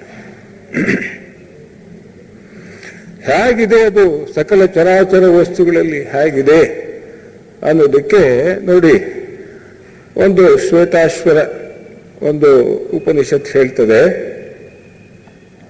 ಏನು ಅಂತ ಹೇಳಿದ್ರೆ ಅದು ಹೇಗಿದೆ, ಇಲ್ಲಿ ಒಂದು ಮಣ್ಣಿದೆ. ಆ ಮಣ್ಣು ಅಂತಕ್ಕಂಥದ್ರಿಂದ ಅನೇಕ ರೀತಿಯ ಮಡಿಕೆಗಳನ್ನು ಮಾಡ್ಬೋದು. ಆ ಮಡಿಕೆಗಳಿಗೆ ಆಕಾರ ಇರುತ್ತೆ, ಅದಕ್ಕೆ ಹೆಸರು ಕೊಡ್ತೀವಿ. ಒಂದು ಗಡಿಗೆ ಅಂತ ಹೇಳ್ತೀವಿ, ಒಂದು ಕುಂಡ ಅಂತ ಹೇಳ್ತೀವಿ, ಒಂದು ಮುಚ್ಚಳ ಅಂತ ಹೇಳ್ತೀವಿ, ಒಂದು ದೀಪದ ಹಣತೆ ಅಂತ ಹೇಳ್ತೀವಿ. ನಾನಾ ರೀತಿಯಲ್ಲಿ ಬೊಂಬೆಗಳು ಎಲ್ಲ ಆಗ್ತವೆ, ಆ ಮಣ್ಣಿಂದಲೇ ಆಗ್ತವೆ. ನಾವು ನೋಡೋದು ಆಕಾರಗಳಿಂದ ನಾವು ನೋಡ್ತೀವಿ ನಾವು. ಆದರೆ ಅದು ನಿಜವಾಗಿ ಯಾವುದರಿಂದ ಆಗಿದೆ? ಆ ಮಡಿಕೆ ಅಂತಕ್ಕಂಥದ್ದು ಮಣ್ಣಿಂದ ಆಗಿದೆ. ಮಣ್ಣು ಮುಖ್ಯ. ಆಧ್ಯಾತ್ಮ ಜೀವಿಗಳು ನಾವು ಮಡಿಕೆ ನೋಡೋದಲ್ಲ, ಆಕಾರ ನೋಡೋದಲ್ಲ, ಅದು ಯಾವುದರಿಂದ ಆಗಿದೆ, ಯಾವ ಮೂಲದಿಂದ ಬಂದಿದೆ ಅನ್ನೋದನ್ನ ನೋಡ್ತಕ್ಕಂಥದ್ದು ಜ್ಞಾನ. ಹಾಗೆ ಇದೆ. ಆ ಎಳ್ಳು ಇದೆ, ಆ ಎಳ್ಳಿನಲ್ಲಿ ಎಣ್ಣೆ ಇದೆ. ನಮಗೆ ಎಣ್ಣೆ ಕಾಣಿಸುತ್ತೇನೋ? ಎಳ್ಳು ಕಾಣಿಸುತ್ತೆ ವಿನಃ, ಅದ್ರ ಆಕಾರ ಕಾಣಿಸುತ್ತೆ ವಿನಃ, ಆದರೆ ಆ ಎಣ್ಣೆ ಇರೋದು ಕಾಣಿಸೋದಿಲ್ಲ. ಅದನ್ನ ಏನು ಗಾಳಿಯನ್ನು ಕೊಟ್ರೆ ಅದನ್ನ ಆ ಎಣ್ಣೆ ಹೊರಗೆ ತೆಗಿತಾನೆ. ಆ ಎಳ್ಳು ಎಷ್ಟು ಇದ್ರೂ ಇದ್ರಲ್ಲಿ ಎಣ್ಣೆ ಇದೆ ಅನ್ನೋದು ಗೊತ್ತಾಗಲ್ಲ. ತೆಗೆದಾಗ ಮಾತ್ರ ಗೊತ್ತಾಗೋದು, ನಮಗೆ ಅನುಭವಿಸಿದಾಗ ಆ ಪರಬ್ರಹ್ಮ ವಸ್ತುವನ್ನ ಆವಾಗ ಗೊತ್ತಾಗೋದು. ಅದೇ ರೀತಿಯಲ್ಲಿ ಮೊಸರಿದೆ. ಕೆಲವು ಭಾಗ ಗಟ್ಟಿ ಇರುತ್ತೆ, ಕೆಲವು ನೀರಿರುತ್ತದೆ, ಈ ರೀತಿ ಇರುತ್ತೆ. ಆ ಮೊಸರಿನಲ್ಲಿ ತುಪ್ಪ ಇದೆ ಅಂತ ಯಾರಿಗನ್ನ ಗೊತ್ತಿದೆಯೇನು? ಮೊಸರಿನಲ್ಲಿಯೇ ತುಪ್ಪದಂತೆ ಇದ್ದಾನೆ. ಇದೆ ಆ ಪರಬ್ರಹ್ಮ ವಸ್ತು ಈ ವಿಶ್ವದಲ್ಲಿ. ಆ ಎಳ್ಳಿನಲ್ಲಿರ್ತಕ್ಕಂಥ ಎಣ್ಣೆಯಂತೆ ಇದೆ ಆ ಪರಬ್ರಹ್ಮ ವಸ್ತು ಈ ವಿಶ್ವದಲ್ಲಿ. ಅದು ನೇರವಾಗಿ ನಮ್ಮ ಕಣ್ಣಿಗೆ ಕಾಣಿಸೋದಿಲ್ಲ, ಇಂದ್ರಿಯಗಳಿಗೆ ಗೋಚರ ಆಗೋದೇ ಇಲ್ಲ. ಅದು ಹಾಗೆ ಸುಪ್ತವಾಗಿ ಸಕಲ ಚರಾಚರ ವಸ್ತುಗಳಲ್ಲಿ ಅಡಗಿಬಿಟ್ಟಿದೆ. ಅಂಥದ್ದು ಎಲ್ಲ ಕಡೆಯಲ್ಲೂ ಅದು ಅಡಗಿಬಿಟ್ಟಿದೆ. ಇಂಥ ಕಡೆ ಇಲ್ಲ ಅಂತ ಇಲ್ಲವೇ ಇಲ್ಲ. ಆ ಚೈತನ್ಯ ಎಲ್ಲದರಲ್ಲೂ ಚೈತನ್ಯವಿದೆ. ಎಲ್ಲ ಈಗ ಇದನ್ನ ಮೊದಲು ಏನು ಹೇಳ್ತಾ ಇದ್ರು, ಇದು ನಿರ್ಜೀವಿ ಅಂತ ಹೇಳ್ತಾ ಇದ್ರು ವಿಜ್ಞಾನಿಗಳು. ಈಗ ಹೇಳೋದಿಲ್ಲ ಇವನ್ನ. ಇವನ್ನೇನಂತ ಹೇಳ್ತಾರೆ, ಇವುಗಳಿಗೂ ಕೂಡ ಜೀವ ಇದೆ. ಕಲ್ಲಲ್ಲೂ ಜೀವ ಇದೆ, ಮರಳಲ್ಲೂ ಜೀವ ಇದೆ, ಜನರಲ್ಲೂ ಜೀವ ಇದೆ, ಸಸ್ಯಲ್ಲೂ ಜೀವ ಇದೆ, ಪ್ರಾಣಿಗಳಲ್ಲೂ ಇದೆ, ಎಲ್ಲದರಲ್ಲೂ ಇದೆ. ಆ ಪರಾತ್ಪರ ವಸ್ತು ಅದು ಒಂದೇ ಒಂದು ವಸ್ತು ಇರೋದು, ಅದನ್ನ ಬಿಟ್ಟರೆ ಇನ್ಯಾವುದು ಇಲ್ಲವೇ ಇಲ್ಲ. ಈಗೆಲ್ಲ ಮತ್ತೆ ಇದೆಲ್ಲ ಜನಗಳು ಮತ್ತು ಪ್ರಾಣಿಗಳು ಈ ವಸ್ತುಗಳು ಎಲ್ಲ ಆಕಾರ ಹೊಂದ್ಬಿಟ್ಟು ಕಾಣ್ತಾ ಇದಾವಲ್ಲ ನಮ್ಗೆ ಅಂತ ಅಂದ್ರೆ, ಅದು ಏನು ಕಾಣ್ತಾ ಇದೆ ಇದೆಲ್ಲವೂ ಬ್ರಹ್ಮನ ವಿನಃ ಬೇರೆ ಯಾವುದೂ ಅಲ್ಲ. ಹೇಗೆ ಅನ್ನೋದು ನಾವು ತಿಳ್ಕೊಳ್ಬೇಕು. ಎಲ್ಲದರಲ್ಲೂ ಇದೆ. ಹಾವು, ಈಗ ಹಗ್ಗವನ್ನ ಹಾವಾಗಿ ನೋಡ್ತೀವಲ್ಲ, ಹಾಗಿದೆ ಈ ಜಗತ್ತು. ಎಲ್ಲವೂ ನಾನೇ ಅಂತ ಹೇಳ್ತಾನೆ ಕೃಷ್ಣ. ಅದರಲ್ಲಿ ಈ ಪ್ರಹ್ಲಾದನ ಒಂದು ಸಿನಿಮಾ ನೋಡಿದ್ವಿ. ನೋಡಿದಾಗ ತೆಲುಗು ಬಹಳ ಚೆನ್ನಾಗಿತ್ತು. ಆದರೆ ಪ್ರಹ್ಲಾದನಿಗೆ ನಾರಾಯಣ ಎಲ್ಲಿದ್ದಾನೆ ಅಂತ ಹೇಳಿ ಅವ್ರ ತಂದೆ ಹಿರಣ್ಯಕಶಿಪು ಕೇಳ್ತಾನೆ. ಇಲ್ಲಿದ್ದಾನೆ, ಅಲ್ಲಿದ್ದಾನೆ, ನಿನ್ನಲ್ಲಿದ್ದಾನೆ, ನನ್ನಲ್ಲಿದೆ, ಎಲ್ಲ ವಸ್ತುಗಳಲ್ಲಿದ್ದಾನೆ. ಹಾಗೆ ಎಲ್ಲಿದ್ದಾನೋ ಅಲ್ಲಿದ್ದಾನೋ ಅಂತ ಕೇಳ್ತಾನೆ ಹಿರಣ್ಯಕಶಿಪು ಪ್ರಹ್ಲಾದನಿಗೆ. ಹೌದು ಇದ್ದಾನೆ. ಈ ಕಂಬದಲ್ಲಿದ್ದಾನೋ ಇದ್ದಾನೆ. ಹೊಡೆದ, ಬಂದ ನರಸಿಂಹ, ಬಂದ್ಬಿಟ್ಟು ಆ ಖಳನಾಯಕನನ್ನ ಕೊಂದು ಹಾಕಿಬಿಟ್ಟ. ಆವಾಗ ಅದಕ್ಕಿಂತ ಮುಂಚೆ ಎಲ್ಲರಲ್ಲೂ ಇದ್ದಾನೆ ಅಂತ ಏನ್ ಪ್ರಹ್ಲಾದ ಹೇಳ್ದ, ಅದನ್ನ ಹೇಳ್ತಾನೆ. ಇಂದು ಗಲಡು ಅಂದು ಲೇಡನು ಸಂದೇಹವು ಒಳದು, ಎಂದೆಂದು ವೆದಕಿನ ಅಂದಂದೇ ಗಲಡು ಅಂತ ಹೇಳ್ತಾನ ಅವನು. ಇಂದು ಗಲಡು ಇಲ್ಲಿದ್ದಾನೆ, ಅಂದು ಲೇಡನೆ ಅಲ್ಲಿಲ್ಲ ಅನ್ಬೇಡ, ಇಲ್ಲೂ ಇದ್ದಾನೆ. ಅಲ್ಲಿಲ್ಲ ಅನ್ಬೇಡ, ಅಲ್ಲೂ ಇದ್ದಾನೆ. ಎಲ್ಲೆಲ್ಲಿ ಹುಡುಕ್ತೀಯ ಅವನು ಅಲ್ಲಲ್ಲೇ ಇದ್ದಾನೆ. ಸರ್ವಾಂತರ್ಯಾಮಿ, ಸರ್ವವ್ಯಾಪಿ. ವಾಸುದೇವಂ ಸರ್ವಂ, ವಾಸುದೇವ ಅಂತಕ್ಕಂಥವ್ನು ಎಲ್ಲ ಕಡೆಯಲ್ಲೂ ಇದ್ದಾನೆ, ಎಲ್ಲ ಕಡೆಯಲ್ಲೂ ಇದ್ದಾನೆ. ಸರ್ವಂ ಖಲ್ವಿದಂ ಬ್ರಹ್ಮ. ಹಾಗೆ ಅದು. ಅದರಲ್ಲಿ ಈ ನಮ್ಮ ಮಾಸ್ಟರ್ಸ್ ಹೇಳ್ತಾರೆ ನೋಡಿ, ಏನು ಅಂತ ಹೇಳಿದ್ರೆ, ಇದೇ ತತ್ವಕ್ಕೆ ಬರ್ತಾರೆ. ಇದು ವೇದಾಂತದ್ದು. ಇದೇ ವೇದಾಂತನ ಹೋಗ್ತಾರೆ ಈ ವಿಚಾರದಲ್ಲಿ. ದೇವರು ಒಬ್ಬನೇ, ಎಲ್ಲ ಕಡೆಯಲ್ಲೂ ಒಬ್ಬನೇ ಇರೋದು. ಆ ಸರ್ವಾಂತರ್ಯಾಮಿ ಶಕ್ತಿ. ಅದ್ ಬಿಟ್ರೆ ಯಾವುದೂ ಇಲ್ಲ. ನಾನು ಅದೇ, ನೀನು ಅದೇ, ಎಲ್ಲ ಸಕಲ ಚರಾಚರ ವಸ್ತುಗಳೆಲ್ಲ ಅದೇ. ಅದಕ್ಕೆ ಪ್ಯಾಂಥಿಯಿಸಮ್ ಅಂತ ಕರೀತಾರೆ ನಮ್ಮ ಮಾಸ್ಟರ್ಸ್. ಪ್ಯಾನ್ ಅಂತ ಅಂದ್ರೆ ಆಲ್, ಎಲ್ಲ. ಥಿಯಿಸಮ್ ಅಂತ ಹೇಳಿದ್ರೆ ಗಾಡ್. All is god. ಎಲ್ಲವೂ ನಾವೆಲ್ಲ ಏನ್ ನೋಡ್ತೀವಿ ಅದೆಲ್ಲವೂ ಕೂಡ ಗಾಡ್, ದೇವ್ರೇ, ಆ ಚೈತನ್ಯ ವಸ್ತುವೇ. ಅದು ಬಿಟ್ರೆ ಇನ್ನೇನೇನೂ ಇಲ್ಲ. ಆ ಚೈತನ್ಯ ವಸ್ತು ಎಲ್ಲ ಸಕಲ ಚರಾಚರ ವಸ್ತುಗಳಲ್ಲಿದೆ ಅಂತ ಹೇಳ್ತಾರಲ್ಲ, ಅದನ್ನ ಭಗವದ್ಗೀತೆಯಲ್ಲೂ ಹೇಳಿದೆ, ಇತ್ತೀಚೆಗೂ ಹೇಳಿದೆ. ನಮ್ಮ ಮಾಸ್ಟರ್ಸ್ ಏನು ಹೇಳ್ತಾರೆ ಅದ್ರ ಪ್ರಕಾರ ಅಂತ ಹೇಳಿದ್ರೆ, ಪ್ಯಾಂಥಿಯಿಸಮ್ ಅಂದ್ರೆ ವಿಶ್ವ ದೇವೈಕವಾದ. ವಿಶ್ವ ದೇವೈಕವಾದ. ವಿಶ್ವ ಏನಿದೆ ಕಾಣಿಸ್ತಾ ಇರ್ತಕ್ಕಂಥದ್ದು ನಾಮರೂಪ ಜಗತ್ತು, ಅದು ವಿಶ್ವ. ದೇವರು ಇಬ್ರು ಒಂದೇ, ಇಬ್ರು ಬೇರೆಯಲ್ಲ ಅಂತ ಹೇಳಿ. ವಿಶ್ವ ಮತ್ತು ದೇವರು ಒಂದೇ. ಐಕ ಅಂತಂದ್ರೆ ಏಕ. ಆದ್ರೆ ಈ ಇಡೀ ಎಲ್ಲ ವಿಶ್ವದಲ್ಲಿ ದೇವರಿದ್ದಾನೆ ಅಂತ ಅಲ್ಲ. ಇಡೀ ವಿಶ್ವದಲ್ಲಿರ್ತಕ್ಕಂತಹ ಸಕಲ ಜೀವರಾಶಿಯಲ್ಲಿ ಎಲ್ಲ ದೇವರಿದ್ದಾನೆ ಅಂತ ಹೇಳ್ತೀವಲ್ಲ. God is existing everywhere. God is existing everywhere ಅಲ್ಲ. The very existence is God. The very existence is God. God is existing ಅಲ್ಲ. The very existence is God. God is existence ಅಲ್ಲ. Existence itself is God. ಅಂದ್ರೆ ಇರುವುದೆಲ್ಲವೂ ಕೂಡ ಅವನೇ. ಅವನು ಬಿಟ್ಟು ಇನ್ಯಾವುದು ಇಲ್ಲವೇ ಇಲ್ಲ. ಎಲ್ಲ ದ್ವಂದ್ವ ರೀತಿಯಲ್ಲಿ ನಾವು ನೋಡ್ತೀವಿ, ಆಕಾರಗಳಿರ್ತವೆ ಇದೆಲ್ಲವೂ. ಮತ್ತೆ ಅವನು ಹೇಗಾಗ್ತಾನೆ ಅಂತಂದ್ರೆ ಅವನು ಎಲ್ಲರಲ್ಲೂ ಸರ್ವಾಂತರದ ಅವನಾಗಿರ್ತಾನೆ, ಎಲ್ಲರಲ್ಲೂ ಇದ್ದಾನೆ. ಅವನು ಕಾಣಿಸೋದಿಲ್ಲ, ಆ ಯೋಗಿಗಳಿಗೆ ಮಾತ್ರ ಕಾಣಿಸ್ತಾನೆ. ಈಗ ಒಬ್ಬ ವ್ಯಕ್ತಿನ ಹಿಡಿದು ನಾವು ನೋಡಿದಾಗ ನಮ್ಗೇನು ಈ ಚರ್ಮ ಚಕ್ಷುಗಳಿಗೆ ಆ ವ್ಯಕ್ತಿಯ ರೂಪ ಇತ್ಯಾದಿ ಕಾಣಿಸುತ್ತೆ. ಯಾರು ಜೀವನ್ಮುಕ್ತರೋ ಜ್ಞಾನಿಗಳು ಅವರು ನೋಡಿದಾಗ ಆ ವ್ಯಕ್ತಿಯನ್ನ, ಆ ವ್ಯಕ್ತಿಯ ಆಕಾರ ಕಾಣಿಸಲ್ಲ.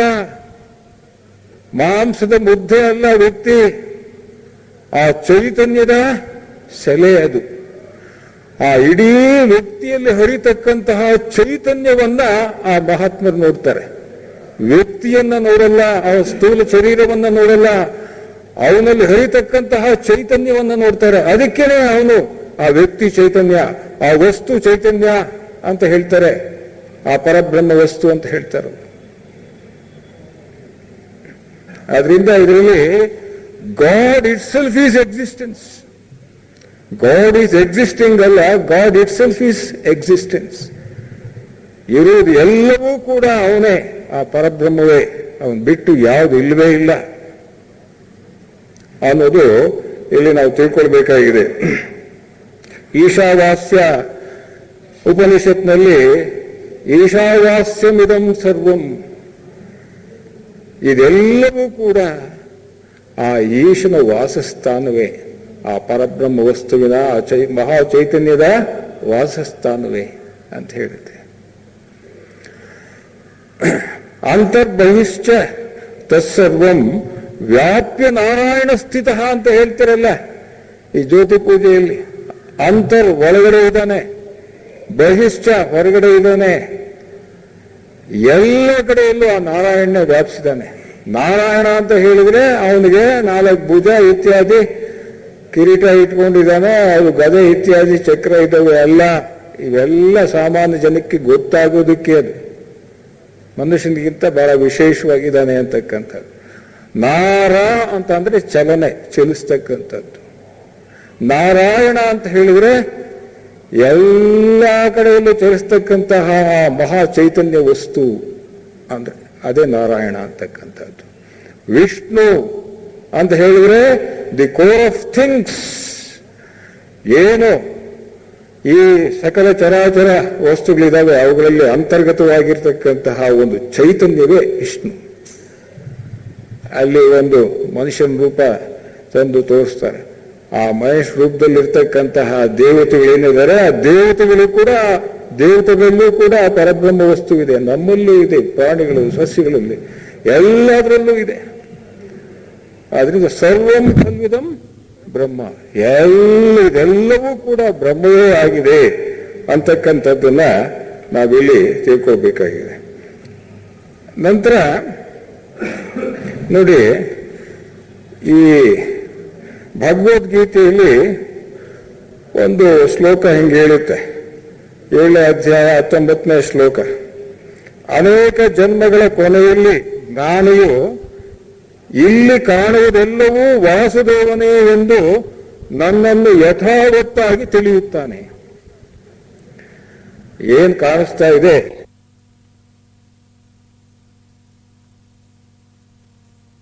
ಅದು ಅವನೇ. ಮತ್ತು ಮುಸ್ ನೋಡ್ತೀವಿ, ಆ ಗಮಗಮ ವಾಸನೆನೂ ಅವನೇ. ಒಬ್ಬ ಶತ್ರು, ಒಬ್ಬ ಒಂದು ಹುಲಿ ಇರ್ತದೆ ಇತ್ಯಾದಿ, ಅದೆಲ್ಲ ಇರ್ತವೆ, ಅದೆಲ್ಲವೂ ಅವನೇ. ಭಗವದ್ಗೀತೆಯಲ್ಲಿ ಬಹಳ ಸೊಗಸಾಗಿ ಹೇಳಿದೆಯಲ್ಲ ಆ ವಿಚಾರ. ಎಲ್ಲವೂ ಅವನೇ. ಆ ಇಂದ್ರಿಯಗಳ ಮುಖಾಂತರ ನಮ್ಗೆ ಗೋಚರವಾಗ್ತಕ್ಕಂಥದ್ದು ಪ್ರತಿಯೊಂದು ಅವನೇ. ಅವನು ಹೇಗಿದ್ದಾನೆ ಅಂತಕ್ಕಂಥದ್ದು ನಮಗೆ ನಾನು ಮಾತಾಡ್ತಾ ಇದ್ದೇನೆ, ಈ ಮಾತಾಡಬೇಕಾದ್ರೆ ಇಲ್ಲಿ ಬಾಯಿ ಮಾತಾಡುತ್ತೆ ವಿನಃ, ಆದರೆ ಅವು ನಿಜವಾಗಿ ಮಾತಾಡೋದು ಯಾರು ಅಂತ ಹೇಳಿದ್ರೆ ಅವನೇ ಆ ಪರಬ್ರಹ್ಮ ವಸ್ತುವೆ. ಅವನು ಮಾತಿಗೆ ಮಾತಾಗಿದ್ದಾನೆ. ಅವನೇ ಇಲ್ಲಿದ್ರೆ ಆ ಮಾತೇ ಇರ್ತಿರ್ಲಿಲ್ಲ. ನಾವು ನೋಡ್ತೀವಿ, ಆ ಕಣ್ಣಿಗೆ ಕಣ್ಣಾಗಿದ್ದಾನೆ ಅವನು, ಆ ಪರಬ್ರಹ್ಮ ವಸ್ತು ಎಲ್ಲ ಕಡೆಯಲ್ಲಿರ್ತಕ್ಕಂಥ. ಅದು ಕಿವಿಗೆ ಕಿವಿಯಾಗಿರ್ತಾನೆ, ಮನಸ್ಸಿಗೆ ಮನಸ್ಸಾಗಿರ್ತಾನೆ ಆ ಪರಬ್ರಹ್ಮ ವಸ್ತು. ಅವನಿಲ್ಲದೆ ಇದ್ರೆ ನಮ್ಮ ಈ ಒಂದು ಇಹದ ವ್ಯಾಪಾರ ಏನೂ ಜರುಗುವುದಿಲ್ಲ ಅಂತಕ್ಕಂಥದ್ದು. ಅದು ಹೇಳುತ್ತೆ, ಮಾತಿಗೆ ಮಾತು, ಕಣ್ಣಿಗೆ ಕಣ್ಣಾಗಿದ್ದಾನೆ, ಮನಸ್ಸಿಗೆ ಮನಸ್ಸಾಗಿದ್ದಾನೆ, ಆ ರೀತಿಯಲ್ಲಿದ್ದಾನೆ. ಸರ್ವಂ ವಾಸುದೇವಮಯಂ, ಎಲ್ಲವೂ ಕೂಡ ಆ ಪರಬ್ರಹ್ಮ ವಸ್ತುವೇ ಆಗಿದ್ದಾನೆ ಅಂತಕ್ಕಂಥದ್ದು ಹೇಳುತ್ತೆ ಆ ಭಾಗವತದಲ್ಲಿ. ನಂತರ ಯೋಗ ವಾಸಿಷ್ಠದಲ್ಲಿ, ಯೋಗ ವಾಸಿಷ್ಠ ಅಂತಕ್ಕಂಥದ್ದು ಬಹಳ ದೊಡ್ಡ ಗ್ರಂಥ. ಅದು ಹೆಚ್ಚು ಪರಿಚಯ ಇಲ್ಲ ನಮಗೆ, ಈ ಡಿಗ್ರಿ ಕ್ಲಾಸಿಗೆ ಬರೋರು ಮಾತ್ರ ಸ್ವಲ್ಪ ಗೊತ್ತಾಗ್ಬೋದು. ಅದರಲ್ಲಿ ಹೇಳುತ್ತೆ, ಅದರಲ್ಲಿ ಬೆಳಿಗ್ಗೆ ಶುಕ್ರಾಚಾರ್ಯರು ಬೋಧನೆ ಮಾಡ್ತಾರೆ. ಆ ಬೆಳಿಗ್ಗೆ ಮೊದಲು ಅವ್ರ ತಂದೆ ವಿರೋಚನ ಹೇಳ್ತಾ ಬರ್ತಾನೆ ಆ ಬ್ರಹ್ಮವಿದ್ಯೆ ವಿಚಾರವಾಗಿ. ಅದೆಲ್ಲ ಆದಮೇಲೆ ಶುಕ್ರಾಚಾರ್ಯರು ಬಂದು ನಮಗೆ ಹೇಳಿದ್ರೆ ಎಷ್ಟು ಚೆನ್ನಾಗಿರುತ್ತೆ ಅಂತ ಹೇಳಿ ಅಂದ್ಕೊಳ್ತಾನೆ. ಬಲಿ ತಕ್ಷಣ ಪ್ರತ್ಯಕ್ಷವಾಗ್ತಾರೆ ಶುಕ್ರಾಚಾರ್ಯರು. ನೋಡಪ್ಪ, ನಾನು ಸಂಗ್ರಹವಾಗಿ ಸಂಕ್ಷೇಪವಾಗಿ ನಾನು ಒಂದು ವಿಚಾರ ಹೇಳ್ತೀನಿ, ಅದು ಬಿಟ್ಟರೆ ಇನ್ನೇನೇನೂ ಇಲ್ಲ, ಅದೇ ಫೈನಲ್ ಫಿಲಾಸಫಿ ಅಂತ ಹೇಳ್ತಾರೆ. ಅವೇನು ಹೇಳ್ತಾರೆ ಅಂತಕ್ಕಂಥದ್ದು, ಚಿರಿಹಾಸ್ತಿ ಚಿನ್ಮಾತ್ರಂ ಇದಂ ಚಿನ್ಮಯಮೇವಚ, ಚಿರಿಹಾಸ್ತಿ ಚಿನ್ಮಾತ್ರಂ ಇದಂ ಚಿನ್ಮಯಮೇವಚ, ಚಿತ್ ತ್ವಂ ಚಿದಹಮೇತಿ ಚಿದಹಮೇತೆ ಚ ಲೋಕಾಶ್ಚಿದಿತಿ ಸಂಗ್ರಹ ಅಂತ ಹೇಳ್ತಾರೆ. ಚಿರಿಹಾಸ್ತಿ ಚಿನ್ಮಾತ್ರಂ ಇದಂ ಚಿನ್ಮಯಮೇವಚ ಚಿತ್ವಂ ಚಿರಹಮೇತೆ ಚ ಲೋಕಾಶ್ಚಿದಿತಿ ಸಂಗ್ರಹ. ಅಂದ್ರೆ ಈ ಲೋಕದಲ್ಲಿ ಇರ್ತಕ್ಕಂಥದ್ದು ಎಲ್ಲವೂ ಕೂಡ ಚಿತ್ ಪದಾರ್ಥವೇ. ಚಿತ್ ಅಂತ ಹೇಳಿದ್ರೆ ಚೇತನ, ಆ ಚೈತನ್ಯ ವಸ್ತು, ಪರಬ್ರಹ್ಮ ಚೈತನ್ಯ ವಸ್ತು ಚಿತ್ ಅಂತ ಹೇಳಿದ್ರೆ. ಮತ್ತು ಚಿತ್ ಅಂತ ಹೇಳಿದ್ರೆ ಕಾನ್ಷಿಯಸ್ನೆಸ್ ಅಂತ ಹೇಳ್ತೀವಲ್ಲ, ಪ್ರಜ್ಞೆ ಅಂತ ಹೇಳಿ. ಎಲ್ಲ ಕಡೆಯಲ್ಲೂ ಆ ಪ್ರಜ್ಞೆ ಇದೆ. ಆ ಪ್ರಜ್ಞೆಯೇ ಬ್ರಹ್ಮ. ಪ್ರಜ್ಞಾನಂ ಬ್ರಹ್ಮ ಅಂತ ಹೇಳುತ್ತೆ ಒಂದು ಮಹಾವಾಕ್ಯ. ಆ ಪ್ರಜ್ಞೆಯೇ ಬ್ರಹ್ಮ. Consciousness is Brahman, God. ಅದು ಆ ಚಿತ್ ಅಂತಕ್ಕಂಥದ್ದು ಏನು ಪ್ರಜ್ಞೆ ಇದೆ, ಅದು ಎಲ್ಲವೂ ಈ ಲೋಕದಲ್ಲಿರ್ತಕ್ಕಂಥ ಎಲ್ಲವೂ ಕೂಡ ಆ ಚಿತ್ತೇ. ಅದು ಬಿಟ್ಟರೆ ಇನ್ನೇನೇನೂ ಇಲ್ಲ. ಆಮೇಲೆ ಹೇಳ್ತಾರೆ, ನೀನು ಚಿತ್ತೆ ಅಂದ್ರೆ ನೀನು ಬ್ರಹ್ಮನೇ, ನಾನು ಚಿತ್ತೆ ನಾನು ಬ್ರಹ್ಮನೇ. ಈ ಲೋಕದಲ್ಲಿ ಇರ್ತಕ್ಕಂಥದ್ದು ಎಲ್ಲವೂ ಕೂಡ ಬ್ರಹ್ಮವೇ, ಆ ಬ್ರಹ್ಮಮಯವೇ, ಬ್ರಹ್ಮ ಸ್ವರೂಪವೇ. ಸರ್ವಂ ಖಲ್ವಿದಂ ಬ್ರಹ್ಮ ಅಂತ ಹೇಳ್ತಾರೆ. ಇದೆಲ್ಲವೂ ಆ ಸರ್ವಂ ಖಲ್ವಿದಂ ಬ್ರಹ್ಮ ಅನ್ನೋದ್ರ ಬಗ್ಗೆ. ಇದರಲ್ಲಿ ಅನೇಕ ಒಂದು ಮುಕ್ಕಾಲು ಭಾಗ ಎಲ್ಲ ಏನು ಅನಿಬೆಸೆಂಟ್ ಹೇಳಿದ್ರು ಸರ್ವಂ ಖಲ್ವಿದಂ ಬ್ರಹ್ಮ ಅಂತ ಹೇಳಿ ಆ ವಿಚಾರ ಏನಿದೆ ಅದು ಅದಕ್ಕೆ ಸ್ವಲ್ಪ ಎಕ್ಸ್ಟ್ರಾ ಎಲ್ಲ ಸೇರಿಸಿದೆ ಅಷ್ಟೇ. ಎಲ್ಲವೂ ಬ್ರಹ್ಮವೇ ಅಂತ ಹೇಳ್ತಾರೆ. ನಂತರ ಇನ್ನೊಂದು ಏನು ಹೇಳ್ತಾರೆ ಈ ಒಂದು ಅಧ್ಯಾಯದಲ್ಲಿ, ಚಾಪ್ಟರ್ನಲ್ಲಿ ಅಂತ ಹೇಳಿದ್ರೆ, ಇಡೀ ಉಪನಿಷತ್ತುಗಳ ಸಾರ ಯಾವುದು ಅಂತ ತಿಳ್ಕೊಂಡಿದೆಯಾ ಅದನ್ನು ಹೇಳ್ತಾರೆ ಅನಿಬೆಸೆಂಟ್. ಇಡೀ ಉಪನಿಷತ್ತುಗಳ ಸಾರ ಯಾವುದು ಅಂತ ಹೇಳಿದ್ರೆ ಒಂದೇ ಮಾತಲ್ಲಿ ಹೇಳ್ಬಿಡ್ತಾರೆ, ತತ್ವಮಸಿ. ತತ್ ತ್ವಂ ಅಸಿ. ತ್ವಂ ನೀನು, ತತ್ ಅದೇ ಹಸಿ ಆಗಿದ್ದೀಯ, ನೀನು ಅದೇ ಆಗಿದ್ದೀಯ. ನೀನು ಬೇರೆ ಅಲ್ಲ ಅಂದ್ರೆ ನೀನು ಅಂತ ಹೇಳಿದ್ರೆ ಜೀವಾತ್ಮ, ಜೀವಾತ್ಮ ಬೇರೆ ಅಲ್ಲ, ಅದು ಬೇರೆ ಅಲ್ಲ ಅಂದ್ರೆ ಪರಬ್ರಹ್ಮ ವಸ್ತು ಬೇರೆ ಇಲ್ಲ. ನೀನು ಅವನೇ, ಅವನೇ ನೀನು. ಜೀವಾತ್ಮನೇ ಪರಮಾತ್ಮನೇ. ಜೀವಾತ್ಮ ಬೇರೆ ಇಲ್ಲ, ಪರಮಾತ್ಮ ಬೇರೆ ಇಲ್ಲ, ಎರಡು ಒಂದೇ ಅನ್ನೋದನ್ನೇ ಇಡೀ ಉಪನಿಷತ್ ಸಾರ ಅಂತ ಹೇಳ್ತಾರೆ ಮೇಡಮ್ ಅನಿಬೆಸೆಂಟ್ರು. ಅದನ್ನೇ ಜೀವೋ ಬ್ರಹ್ಮೈವ ನಾಪರಹ ಶಂಕರಾಚಾರ್ಯ ಹೇಳಿದರು. ಈ ಜೀವನೇ ಬ್ರಹ್ಮವಾಗಿದೆ. ಈ ಜೀವ ಬ್ರಹ್ಮವಲ್ಲದಲೇ ಬೇರೆ ಯಾವುದೂ ಅಲ್ಲ ಅಂತ ಹೇಳ್ತಾರೆ ಅವರು. ಇದನ್ನೇ ಉಪನಿಷತ್ತುಗಳಲ್ಲಿ ಅತ್ಯಂತ ಮಹತ್ತರವಾಗಿರ್ತಕ್ಕಂತಹ ಅತ್ಯಂತ ಕಟ್ಟ ಕಡೆಯ ಜ್ಞಾನ ಇದು ಅಂತ ಹೇಳಿ ತತ್ವಮಸಿ ಅಂತ ಹೇಳಿಬಿಡ್ತಾರೆ.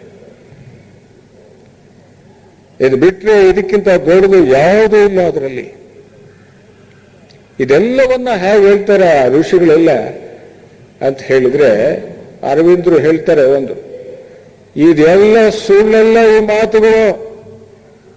ಏನು ತತ್ವಮಸಿ ಆಗಲಿ, ಸರ್ವಂ ಖಲ್ವಿದಂ ಬ್ರಹ್ಮ ಆಗಲಿ, ಇವೆಲ್ಲ ಸುಳ್ಳೆಲ್ಲ ಈ ಮಾತುಗಳು. ಆ ಋಷಿಗಳ ಅಂತರ್ವಾಣೆಯಿಂದ ಬಂದ ವಚನಗಳಿವು ಅಂತ ಹೇಳ್ತಾರೆ. ಅಂದ್ರೆ ಇಂಟ್ಯೂಷನಲ್. ನಮಗೆ ಸಾಮಾನ್ಯವಾಗಿ ಇಂಟ್ಯೂಷನ್ ಓಪನ್ ಆಗೇ ಇಲ್ಲ ನಮಗೆ. ಅಂದ್ರೆ ಈ ಅಂತರ್ಪ್ರಜ್ಞೆ ಏನಿದೆ, ಅಂತರ್ಪ್ರಜ್ಞೆ ಅಂತಕ್ಕಂಥದ್ದು ಶುರುವೇ ಆಗಿಲ್ಲ. ಯಾವಾಗ ಬರೋದು ಅಂತರ್ಪ್ರಜ್ಞೆ? ಬುದ್ಧ ಜಗವೆಲ್ಲ ಮಲಗಿರಲು ಅವನೊಬ್ಬ ನೆದ್ದ. ಬುದ್ಧ ನಮ್ಮಲ್ಲೇ ಇದ್ದಾನೆ, ಆ ಬುದ್ಧಿ ಪ್ರಜ್ಞೆ ನಮ್ಮಲ್ಲೇ ಇದೆ. ಅಂತರ್ಪ್ರಜ್ಞೆ ಅದು ಒಳಗಿಂದ ಏನೇನೋ ಬರುತ್ತೆ. ಮೌನವಾಣಿ ಅಂತ ಕೇಳಿದಿರಲ್ಲ, ದಿ ವಾಯ್ಸ್ ಆಫ್ ಸೈಲೆನ್ಸ್. ಅದು ಮೌನವಾಗಿದ್ದಾಗ ಬರ್ತಕ್ಕಂತಹ ವಾಣಿ ಅವರಿಗೆ ಮಾತ್ರ ಗೊತ್ತಾಗುತ್ತೆ, ಬೇರೆಯವರಿಗೆ ಗೊತ್ತಾಗುವುದೇ ಇಲ್ಲ. ಅವನ ಮಾತ್ರ ಕಂಡ್ಕೋಬಹುದು. ಆ ಸ್ಥಿತಿಗೆ ಏರ್ಬೇಕು ನಾವು.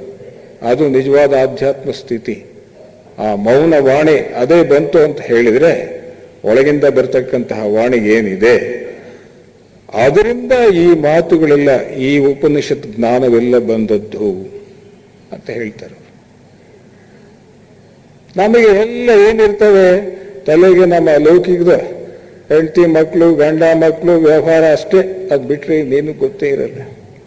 ಅದು ಬಿಟ್ರೆ ಆ ಗದ್ದಲದಲ್ಲಿ ಅದು ಸುಮ್ಮನೆ ಮೌನವಾಗಿ ಅಡಗಿಬಿಟ್ಟಿರುತ್ತೆ. ಅದು ಈ ಹಾವು ಹಂಗೆ ಎಡೆ ಅಮ್ಕೊಂಡು ಇರ್ತದಲ್ಲ, ಆ ರೀತಿಯಲ್ಲಿ ಒಳಗಡೆ ಇದೆ, ಹೊರಗೆ ಬರ್ತಾ ಇಲ್ಲ. ನಾವು ಬಿಡ್ತಾನೆ ಇಲ್ವಲ್ಲ, ಅದಕ್ಕೆ ಮೌನ ಸ್ಥಿತಿ ಬರಬೇಕು. ಒಂದು ಯಾವುದೇ ಆಲೋಚನೆ ಇಲ್ಲದೆ ಇರ್ತಕ್ಕಂಥ ಸ್ಥಿತಿ ಬರಬೇಕು. ಬಂದಾಗ ಮಾತ್ರ ಆ ಒಳಗಿಂದ ಎದ್ದೇಳುತ್ತೆ. ಬುದ್ಧ ಎದ್ದೇಳ್ತಾನೆ, ಆ ಬುದ್ಧಿ ಪ್ರಜ್ಞೆ ಎದ್ದೇಳುತ್ತೆ, ಆ ಅಂತರ್ಪ್ರಜ್ಞೆ ಎದ್ದೇಳುತ್ತೆ. ಅದರಿಂದ ಬಂದಿರತಕ್ಕಂತಹ ಮಾತುಗಳು ಈ ಉಪನಿಷತ್ತಿನಲ್ಲಿರ್ತಕ್ಕಂತಹ ಎಲ್ಲ ಜ್ಞಾನ ಅನ್ನೋದು ಹೇಳ್ತಾರೆ.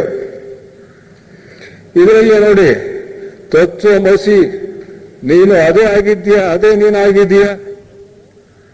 ಅದೇ ಅಂದ್ರೆ ಬ್ರಹ್ಮವೇ ನೀನಾಗಿದ್ದೀಯಾ, ನೀನು ಬೇರೆ ಎಲ್ಲ ಅನ್ನೋ ಸಾರುತ್ತೆ. ಅದೇ ರೀತಿಯಲ್ಲಿ ಇತರೆ ಮಹಾವಾಕ್ಯಗಳು ಯಾವ ಬರ್ತವೆ ಅಂತ ಹೇಳಿದ್ರೆ, ಅಯಮಾತ್ಮ ಬ್ರಹ್ಮ, ಈ ಆತ್ಮವೂ ಕೂಡ ಬ್ರಹ್ಮವೇ ಅಂತ ಹೇಳುತ್ತೆ. ಇನ್ನೊಂದು ಮಹಾವಾಕ್ಯ ಅಯಮಾತ್ಮ ಬ್ರಹ್ಮ. ಇನ್ನೊಂದು ಅಹಂ ಬ್ರಹ್ಮಾಸ್ಮಿ ಅಂತ ಹೇಳುತ್ತೆ. ಇನ್ನೊಂದು ಮಹಾವಾಕ್ಯ ಉಪನಿಷತ್ತುಗಳಲ್ಲಿ ನಾನೇ ಬ್ರಹ್ಮ. ನಾನು ಅಂತ ಹೇಳಿದ್ರೆ ಈ ಅಹಂ ಅಂತಕ್ಕಂಥದ್ದು ಕೆಳಮಟ್ಟದ ಅಹಂ ಅಲ್ಲ, ಜಂಬ ಅಲ್ಲ, ಅಹಂ ಅಲ್ಲ, ಉನ್ನತ ಮಟ್ಟದ ಅಹಂ ಇದೆ. ಆ ಉನ್ನತ ಮಟ್ಟದ ಅಹಮ್ಮೇ ಆತ್ಮ, ಆತ್ಮವಸ್ತು. ಅದು ಹೇಳುತ್ತೆ ನಾನೇ ಬ್ರಹ್ಮ ಅಂತ ಹೇಳುತ್ತೆ. ನಾವು ಆ ಶುದ್ಧ ಚೈತನ್ಯ ನಮ್ಮಲ್ಲಿರ್ತಕ್ಕಂಥ ಆತ್ಮ ಸಾಕ್ಷಾತ್ಕಾರ ಮಾಡಿಕೊಂಡಾಗ ಅದು ಆ ಅಹಂ ಏನು, ಆತ್ಮ ಏನಿದೆ ಅಹಂ, ಅದು ಹೇಳುತ್ತೆ ನಾನು ಬ್ರಹ್ಮನೇ ಅಂತ. ಅದ್ರ ಮ್ಯಾಗಿರ್ತಕ್ಕಂಥದ್ದೇನಿದೆ ಅದೆಲ್ಲವೂ ಬ್ರಹ್ಮನೇ. ನಾನು ಬೇರೆ ಇಲ್ಲ, ಬ್ರಹ್ಮವು ಬೇರೆ ಇಲ್ಲ ಅಂತ ಹೇಳುತ್ತೆ ಅನ್ನೋದು ಇನ್ನೊಂದು ವಿಚಾರವನ್ನ ಹೇಳ್ತಾರೆ ಅದೇ ಒಂದು ಅಧ್ಯಾಯದಲ್ಲಿ. ಅಹಂ ಬ್ರಹ್ಮಾಸ್ಮಿ. ನಂತರ ಬ್ರಹ್ಮದ ಲಕ್ಷಣಗಳೇನು ಅಂತಕ್ಕಂಥದ್ದನ್ನ ಹೇಳ್ತಾರೆ. ಇದು ಮಾಂಡೂಕ್ಯ ಉಪನಿಷತ್ನಲ್ಲಿ ಬರ್ತದೆ. ಬ್ರಹ್ಮದ ಲಕ್ಷಣಗಳೇನು ಅಂತ ಹೇಳಿ ಏನು ಹೇಳುತ್ತೆ ಅಂತ ಹೇಳಿದ್ರೆ, ಆ ಬ್ರಹ್ಮದ ಲಕ್ಷಣಗಳು ಅದೃಶ್ಯಂ, ನಮ್ಮ ಕಣ್ಣಿಗೆ ಕಾಣಿಸಲ್ಲ, ಕಿವಿಗೆ ಕೇಳಿಸಲ್ಲ, ಒಟ್ಟಿನಲ್ಲಿ ಇಂದ್ರಿಯಗಳಿಗೆ ಗೋಚರವಾಗೋದೇ ಇಲ್ಲ. ಇಂದ್ರಿಯ ಒಡೆಯಾರ್ತಾನೆ ಮನಸ್ಸು, ಅವನಿಗೂ ಕೂಡ ಗೋಚರವಾಗಲ್ಲ, ಅವನು ಕೂಡ ಗ್ರಹಿಸೋದಕ್ಕೆ ಸಾಧ್ಯವಿಲ್ಲ. ಅದು ಅದೃಶ್ಯಂ, ನಾವು ಕಣ್ಣಿಗೆ ಕಾಣೋದೇ ಇಲ್ಲ, ಕಿವಿ ಕೇಳಿಸೋದೇ ಇಲ್ಲ, ಅದು ಅದೃಶ್ಯಂ ಅಂತಕ್ಕಂಥದ್ದು. ನಂತರ ಅವ್ಯವಹಾರ್ಯಂ, ಈಗ ನಾವು ಜನಗಳ ಜೊತೆಗೆ ವಸ್ತುಗಳ ಜೊತೆಗೆ ವ್ಯವಹಾರ ಮಾಡ್ತೀವಿ, ಕೊಟ್ಟು ತಗೊಂಡು ಲೇವಾದೇವಿ ಮಾಡ್ತೀವಿ. ಆದ್ರೆ ಆ ಬ್ರಹ್ಮ ಮಾತ್ರ ನಮಗೆ ಕೊಟ್ಟು ತಗೊಳ್ಳೋದಕ್ಕೆ ಕೈಗೆ ಸಿಕ್ಕೋದೇ ಇಲ್ಲ. ಅವನು ಅವ್ಯವಹಾರ್ಯಂ, ವ್ಯವಹಾರ ಮಾಡೋದಕ್ಕೆ ಅವನ ಜೊತೆಗೆ ಸಾಧ್ಯವೇ ಇಲ್ಲ. ಅವನೇ ನಾವಾಗಿರ್ಬೇಕಾದ್ರೆ ನಾವು ಅವನೇ ಅಂತ ಕಂಡುಕೊಳ್ಳೋವರೆಗೂ ಕೂಡ ಅವನು ನಮ್ಮ ಕೈಗೆ ಸಿಕ್ಕೋಲ್ಲ, ಇಂದ್ರಿಯಗಳಿಗಾಗಲಿ ಮನಸ್ಸಿಗಾಗಲಿ ಸಿಕ್ಕೋದಿಲ್ಲ. ಅವ್ಯವಹಾರ್ಯಂ. ಅಗ್ರಾಹ್ಯಂ, ಗ್ರಹಿಸಲು ಸಾಧ್ಯವೇ ಇಲ್ಲ, ಇಂದ್ರಿಯಗಳ ಮೂಲಕ ಗ್ರಹಿಸಲು ಸಾಧ್ಯವಿಲ್ಲ ಅವನನ್ನ, ಮನಸ್ಸಿನ ಮೂಲಕ ಕೂಡ ಗ್ರಹಿಸಲು ಸಾಧ್ಯವಿಲ್ಲ. ಯಾಕೆ? ಮನಸ್ಸಿನ ಆಚೆ ಇದ್ದಾನೆ ಅವನು. ನಂತರ ಅಲಕ್ಷಣಂ, ಲಕ್ಷಣಗಳೇ ಇಲ್ಲ. ಲಕ್ಷಣ ಅಂತಂದ್ರೆ ಆಕಾರ ಇರ್ಬೇಕಲ್ಲ, ಆಕಾರವನ್ನು ನಾವು ಕಣ್ಣಿಂದ ನೋಡ್ತೀವಿ ಅಲ್ವೇ? ಆ ಆಕಾರವನ್ನು ಕಣ್ಣಿಂದ ನೋಡ್ತೀವಿ, ಆ ಆಕಾರವೇ ಇರೋಲ್ಲ, ಲಕ್ಷಣಗಳೇ ಇರೋದಿಲ್ಲ ಅವನಿಗೆ. ನಿರಾಕಾರ ಸ್ವರೂಪ ಅವನು, ಆಕಾರನಲ್ಲ, ನಿರಾಕಾರ ಸ್ವರೂಪ, ಅವನಿಗೆ ಲಕ್ಷಣಗಳೇ ಇಲ್ಲ. ಅಚಿಂತ್ಯಂ, ನಾವು ಮನಸ್ಸಿನಿಂದ ಚಿಂತೆ ಮಾಡ್ತೀವಿ, ಯೋಚನೆ ಮಾಡ್ತೀವಿ, ನಾನಾ ರೀತಿಯಲ್ಲಿ ಯೋಚನೆ ಮಾಡ್ತೀವಿ. ಯೋಚನೆ ಮಾಡಿ ಇಷ್ಟೆಲ್ಲ ನಾವು ಅದ್ಭುತಗಳನ್ನ ಸಾಧಿಸಿದ್ದೀವಿ. ಸಾಧಿಸಿದ್ರೂ ಕೂಡ ಅವನು ಅದಕ್ಕಿಂತ ಅತೀತವಾಗಿರ್ತಕ್ಕಂಥ, ಎಲ್ಲದಕ್ಕಿಂತ ಅತೀತವಾಗಿರ್ತಕ್ಕಂಥ. ಅಣೋರಣೀಯನ್ ಮಹತೋ ಮಹಿಯನ್, ಅಣುಗಳಲ್ಲೂ ಕೂಡ ಅಣುವಾಗಿರ್ತಾನೆ, ಪರಮಾಣುವಾಗಿರ್ತಾನೆ. ಮತ್ತು ಈ ಸೂರ್ಯನಂತಹ ಬ್ರಹ್ಮಾಂಡಾಧಿಪತಿ ಏನಿರ್ತಾರೆ ಮಹಾಕಾಯ, ಈ ಭೂಮಿಯ ಸುಮಾರು 3 ಲಕ್ಷ ಪಾಲನಷ್ಟು ದೊಡ್ಡದು ಸೂರ್ಯ, ನಮ್ಮ ಸೂರ್ಯ. ಇತರ ಅಂತ ಕೋಟಾಂತರ ಸೂರ್ಯಗಳಿದ್ದಾವೆ, ಅವೆಲ್ಲವುಗಳಲ್ಲೂ ಕೂಡ ಅಡಗಿದ್ದಾನೆ ಅವನು. ಆ ಮಹತ್ತರವಾಗಿರ್ತಕ್ಕಂತಹ ವಸ್ತುಗಳಲ್ಲೂ ಅಡಗಿದ್ದಾನೆ, ಮರಳಿನ ಕಣದಲ್ಲೂ ಅಡಗಿದ್ದಾನೆ, ಎಲ್ಲದರಲ್ಲೂ ಅಡಗಿದ್ದಾನೆ ಅವನು. ನಾವು ಚಿಂತೆ ಮಾಡಿದ್ರೆ, ಯೋಚನೆ ಮಾಡಿದ್ರೆ ಅದಕ್ಕೆ ಆ ಯೋಚನೆಗೆ ಎಟ್ಕೋದಿಲ್ಲ ಅವನು. ಏನ್ ಮಾಡಬೇಕು? ಆ ಯೋಚನಾ ಸ್ಥಿತಿಯ ಆಚನ ಸ್ಥಿತಿಯನ್ನು ಪಡೆದಾಗ ಮಾತ್ರ ಅವನು ನಮಗೆ ಎಟಕ್ತಾನೆ, ಅವನನ್ನು ಸಾಕ್ಷಾತ್ಕಾರ ಮಾಡ್ಕೋಬಹುದು, ಅವನನ್ನು ಅನುಭವಿಸಬಹುದು. ಅವ್ಯಪದೇಶ್ಯಂ, ಮಾತಿನಿಂದ ಅವನನ್ನು ವರ್ಣಿಸೋದಕ್ಕೆ ಸಾಧ್ಯವಿಲ್ಲ, ಮಾತಿನಿಂದ ವರ್ಣಿಸೋದಕ್ಕೆ ಸಾಧ್ಯವಿಲ್ಲ. ಈ ಇಂದ್ರಿಯ ಮನಸ್ಸಿನ ಜಗತ್ತಿನಲ್ಲಿ ಮಾತಿನಿಂದ ವರ್ಣಿಸೋದಕ್ಕೆ ಸಾಧ್ಯ, ನೋಡೋದಕ್ಕೆ ಸಾಧ್ಯ, ಎಲ್ಲವೂ ಗ್ರಹಿಸೋದಕ್ಕೂ ಸಾಧ್ಯ. ಆದರೆ ಆ ಮನಸ್ಸಿನ ಆಚನ ಸ್ಥಿತಿ ಆಗಿದ್ದಾನೆ ಅವನು, ಅದನ್ನ ನೋಡೋದಕ್ಕೂ ಸಾಧ್ಯವಿಲ್ಲ, ಏನೂ ಇಲ್ಲ. ಅವನ ಬಗ್ಗೆ ಮಾತಾಡೋದಕ್ಕೂ ಸಾಧ್ಯವಿಲ್ಲ, ಮಾತಾಡೋಕೆ ಆಗೋದೇ ಇಲ್ಲ, ಅವನನ್ನ ವರ್ಣಿಸೋದಕ್ಕೆ ಸಾಧ್ಯವಾಗುವುದಿಲ್ಲ ಮಾತುಗಳಿಂದ. ಯಾಕೆ? ನಾವು ಎಲ್ಲಿದ್ದಾಗ, ಈ ಒಂದು ಇಂದ್ರಿಯ ಮನಸ್ಸಿನ ಒಂದು ವ್ಯಾಪ್ತಿಯಲ್ಲಿದ್ದಾಗ ನಮ್ಮ ಜೀವಾತ್ಮನ ದೃಷ್ಟಿ ಎಲ್ಲವೂ ಕೂಡ ಗೋಚರವಾಗುತ್ತೆ, ಪ್ರತಿಯೊಂದು ತಿಳಿಯುತ್ತೆ, ಎಲ್ಲ ಆಗುತ್ತೆ. ಆದರೆ ಆಚೆಗೆ ಆ ಪರಬ್ರಹ್ಮನ ಸ್ಥಿತಿಗೆ ನಮ್ಮ ಪ್ರಜ್ಞೆ ಹೋದಾಗ ಅಲ್ಲಿ ಮಾತುಗಳು ಆ ಒಂದು ಕ್ಷೇತ್ರಕ್ಕೆ ಬರೋಕ್ ಸಾಧ್ಯವಿಲ್ಲ, ಕಣ್ಣು ನೋಡೋದಕ್ಕೆ ಸಾಧ್ಯವಿಲ್ಲ, ಯಾವ ಅನುಭವವೂ ಕೂಡ ಆಗಲ್ಲ ಆ ಪರಬ್ರಹ್ಮನ ಅನುಭವ ಬಿಟ್ಟು. ಆದ್ರಿಂದ ಅಲ್ಲಿಗೆ ಹೋಗ್ಬಿಟ್ರೆ ಮುಗೀತು. ಅಲ್ಲಿಂದ ಕೆಳಗಡೆ ಬಂದ್ರೆ ಸ್ವಲ್ಪ ಜ್ಞಾಪಕ ಇದ್ದಿದ್ದ ವಿಚಾರನೇ ನಮ್ಮ ಉಪನಿಷತ್ ಋಷಿಗಳು ಬರೆದಿರ್ತಕ್ಕಂಥದ್ದು ಆ ಪರಬ್ರಹ್ಮ ವಸ್ತುವಿನ ಬಗ್ಗೆ. ಆದರೆ ಆ ಒಂದು ನಿರ್ವಿಕಲ್ಪ ಸಮಾಧಿಗೆ ಹೋದ್ರೆ ಏನೇನು ಇರೋಲ್ಲ. ಅಲ್ಲಿ ಮಾತುಗಳಿಲ್ಲ, ನೋಟ ಇಲ್ಲ, ಯಾವುದೇ ಅಲ್ಲಿ ಬರೋಕ್ ಸಾಧ್ಯವೇ ಇಲ್ಲ. ಅಂತಹ ಕ್ಷೇತ್ರದಲ್ಲಿ ಇದ್ದಾನೆ ಅವನು. ಅವನು ಎಲ್ಲದರಲ್ಲೂ ಅಡಗಿದ್ದಾನೆ. ಅವನಲ್ಲಿ ಎಲ್ಲದರಲ್ಲೂ ಅವನು ಅಂತಕ್ಕಂಥ ಎಲ್ಲದರಲ್ಲೂ ಇದ್ದಾನೆ. ಎಲ್ಲದರಲ್ಲೂ ಅಂತಂದ್ರೆ ಈ ಎಲ್ಲ ಏನು ನಾಮರೂಪ ಜಗತ್ತಿದೆ ಈ ಎಲ್ಲದರಲ್ಲೂ ಇದ್ದಾನೆ ಅವನು. ಆದರೆ ಅವನಲ್ಲಿ ಈ ನಾಮರೂಪ ಜಗತ್ತಿಲ್ಲ. ಅವನಲ್ಲಿ ಈ ನಾಮರೂಪ ಜಗತ್ತಿಲ್ಲ. ಯಾಕಂದ್ರೆ ಸೂಕ್ಷ್ಮಾತಿ ಸೂಕ್ಷ್ಮ. ಒಂದು ದೊಡ್ಡ ಕಣ ತಗೊಂಡ್ರೆ ಅದರಲ್ಲಿ ಸಣ್ಣ ಕಣ ಅನ್ನೋದು ಹೋಗಿ ಸೇರ್ಕೊಳ್ಳುತ್ತೆ, ಅದಕ್ಕಿಂತ ಸಣ್ಣದು. ಆಮೇಲೆ ಅದಕ್ಕಿಂತ ಸಣ್ಣ ಕಣ ಆ ಸಣ್ಣ ಕಣದಲ್ಲಿ ಸೇರ್ಕೊಳ್ಳುತ್ತೆ, ಅದಕ್ಕಿಂತ ಸಣ್ಣ ಕಣ ಅದು ಆ ಕಣದಲ್ಲಿ ಸೇರ್ಕೊಳ್ಳುತ್ತೆ. ಅತ್ಯಂತ ಸಣ್ಣ ಕಣ ವಸ್ತು ಆಗ್ಬಿಟ್ರೆ ಅದರಲ್ಲಿ ಆ ದೊಡ್ಡ ಕಣಗಳು ಸೇರ್ಕೊಳ್ಳೋದಕ್ಕೆ ಸಾಧ್ಯವಾಗುವುದೇ ಇಲ್ಲ. ಅದೇ ಆ ಭಗವದ್ಗೀತೆಯಲ್ಲಿ ಹೇಳ್ತಾನೆ, ಎಲ್ಲದರಲ್ಲೂ ನಾನಿದ್ದೀನಿ, ನನ್ನಲ್ಲಿ ಅವ್ಯಾವೂ ಇಲ್ಲ ಅಂತ ಹೇಳ್ತಾನೆ. ಅವ್ಯಾವು ಅಂಟಿಸ್ಕೊಳ್ಳೋದಿಲ್ಲ. ಅವನು ಬರ್ತಾವೆ ಹೋಗ್ತಾವೆ ಅಷ್ಟೇ. ಪೀರಿಯಾಡಿಸಿಟಿ ಇಷ್ಟೇ ಇದ್ರ ವಿಚಾರ. ಆಮೇಲೆ ಸಾಧನೆ ವಿಚಾರ ಹೇಳ್ತೀನಿ. ಸಾಧನೆ ವಿಚಾರ ಹೇಳಿದ್ದಾರೆ ಈ ಅನಿಬೆಸೆಂಟ್ರು ಆ ಒಂದು ಅಧ್ಯಾಯದಲ್ಲಿ. ಏನಪ್ಪ, ಒಂದು ಈ ಸ್ವಸ್ವರೂಪವನ್ನು ಸಾಕ್ಷಾತ್ಕಾರ ಮಾಡಿಕೊಳ್ಬೇಕಾದ್ರೆ ಏನು ಸಾಧನೆ ಮಾಡಬೇಕು, ಏನನ್ನ ಪಡೀಬೇಕು, ಯಾವ ರೀತಿಯಾಗಿ ನಾವು ಇರಬೇಕು, ಸಾಧನೆ ಮಾಡಬೇಕು. ಸ್ವಸ್ವರೂಪ ದರ್ಶನಕ್ಕೋಸ್ಕರವಾಗಿ, ಆತ್ಮ ಸಾಕ್ಷಾತ್ಕಾರಕ್ಕೋಸ್ಕರವಾಗಿ ಮಾಡಬೇಕಾದಿಷ್ಟೇ. ಧಾರ್ಮಿಕ ಜೀವನ ನಡೆಸಬೇಕು ಮತ್ತು ಧ್ಯಾನವನ್ನು ಮಾಡಬೇಕು. ಅದನ್ನ ಸೂಚಿಸ್ತಾರೆ ಅವರು. ಧರ್ಮಯುಕ್ತವಾಗಿ ನಡ್ಕೋಬೇಕು, ಇನ್ನೊಬ್ಬರಿಗೆ ತೊಂದರೆ ಕೊಡದಂತೆ ಇತ್ಯಾದಿ, ಮತ್ತು ಧ್ಯಾನ ಮಾಡಬೇಕು. ಮಾಡಿದ್ರೆ ಆ ಪರಾತ್ಪರ ವಸ್ತುವನ್ನ ಪಡೆಯೋದಕ್ಕೆ ಅಥವಾ ಸಾಕ್ಷಾತ್ಕಾರ ಮಾಡ್ಕೊಳ್ಳೋಕೆ ಸಾಧ್ಯ ಅಂತ. ಆಮೇಲೆ ಇನ್ನೊಂದು ಹೇಳ್ತಾರೆ, ಮುಂಡಕೋಪನಿಷತ್ನಲ್ಲಿ ಬರ್ತಕ್ಕಂತಹ ಒಂದು ಸಾಧನಾ ವಿಚಾರದ ಬಗ್ಗೆ ಅಲ್ಲಿ ಅವ್ರು ಹೇಳ್ತಾರೆ. ಏನು ಅಂತ ಹೇಳಿದ್ರೆ, ಭಕ್ತಿ, ಜ್ಞಾನ, ವೈರಾಗ್ಯ. ಭಕ್ತಿ ಇರಬೇಕು ಸಾಧಕನಿಗೆ, ಜ್ಞಾನ ಇರಬೇಕು ಮತ್ತು ವೈರಾಗ್ಯ ಇರಬೇಕು. ಸರ್ವಂ ಖಲ್ವಿದಂ ಬ್ರಹ್ಮ ಅಂತಕ್ಕಂಥದ್ದೇ ಜ್ಞಾನ.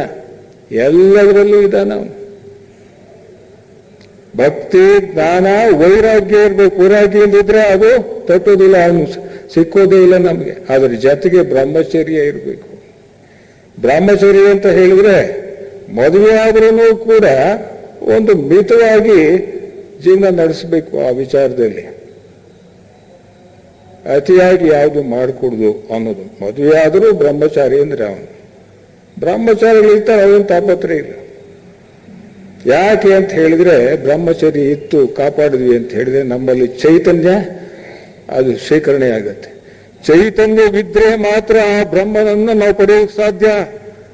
ಒಂದು ಚೈತನ್ಯಹೀನ ಏನಿರ್ತಾನೆ, ದುರ್ಬಲನೇನಿರ್ತಾನೆ, ಅವನು ಪಡೆಯೋದಕ್ಕೆ ಸಾಧ್ಯವೇ ಇಲ್ಲ. ಆತ್ಮ ಸಾಕ್ಷಾತ್ಕಾರ ಮಾಡ್ಕೊಳ್ಳೋಕೆ ಸಾಧ್ಯವಾಗಲ್ಲ. ಅದಕ್ಕೋಸ್ಕರ ಬ್ರಹ್ಮಚರ್ಯ ಬೇಕು. ಆ ವೀರ್ಯ ಬಹಳ ಮುಖ್ಯವಾಗಿ ಅದನ್ನು ಕಾಪಾಡ್ಕೋಬೇಕು ನಾವು. ಅದಿಲ್ಲ, ಬ್ರಹ್ಮಚರ್ಯ ಇಲ್ಲ ಅಂತ ಅಂದ್ರೆ ಅವನು ದುರ್ಬಲನಾಗ್ತಾನೆ. ನಾಯಮಾತ್ಮ ಬಲಹೀನೇನ ಲಭ್ಯಂ ಅಂತ ಹೇಳ್ತಾರೆ ನೋಡಿ. ನಾಯಂ ಆತ್ಮ ಬಲಹೀನೇನ ಲಭ್ಯಂ. ಬಲಹೀನರಿಗೆ ಆತ್ಮ ಲಭ್ಯನಲ್ಲ, ಸಾಕ್ಷಾತ್ಕಾರ ಮಾಡ್ಕೊಳ್ಳಿಕ್ಕೆ ಸಾಧ್ಯವಾಗೋದಿಲ್ಲ. ಅದಕ್ಕೋಸ್ಕರ ಬ್ರಹ್ಮಚರ್ಯವನ್ನು ಕೂಡ ಕಾಪಾಡಬೇಕು. ಇವೆಲ್ಲ ಸಾಧನೆಗಳ ಬಗ್ಗೆ ಹೇಳ್ತಾರೆ ಅನಿಬೆಸೆಂಟ್ರು. ಇದೆಲ್ಲವೂ ಬ್ರಹ್ಮವೇ ಅಂತಕ್ಕಂಥ ಒಂದು ಅಧ್ಯಾಯದಲ್ಲಿ ಬರ್ತಕ್ಕಂಥದ್ದು. ಇದ್ರ ಬಗ್ಗೆ ಏನಾದರೂ ಪ್ರಶ್ನೆಗಳಿದ್ರೆ ಒಂದು 3-4 ಪ್ರಶ್ನೆಗೆ ಅವಕಾಶ ಇದೆ, ಕೇಳ್ಬೋದು.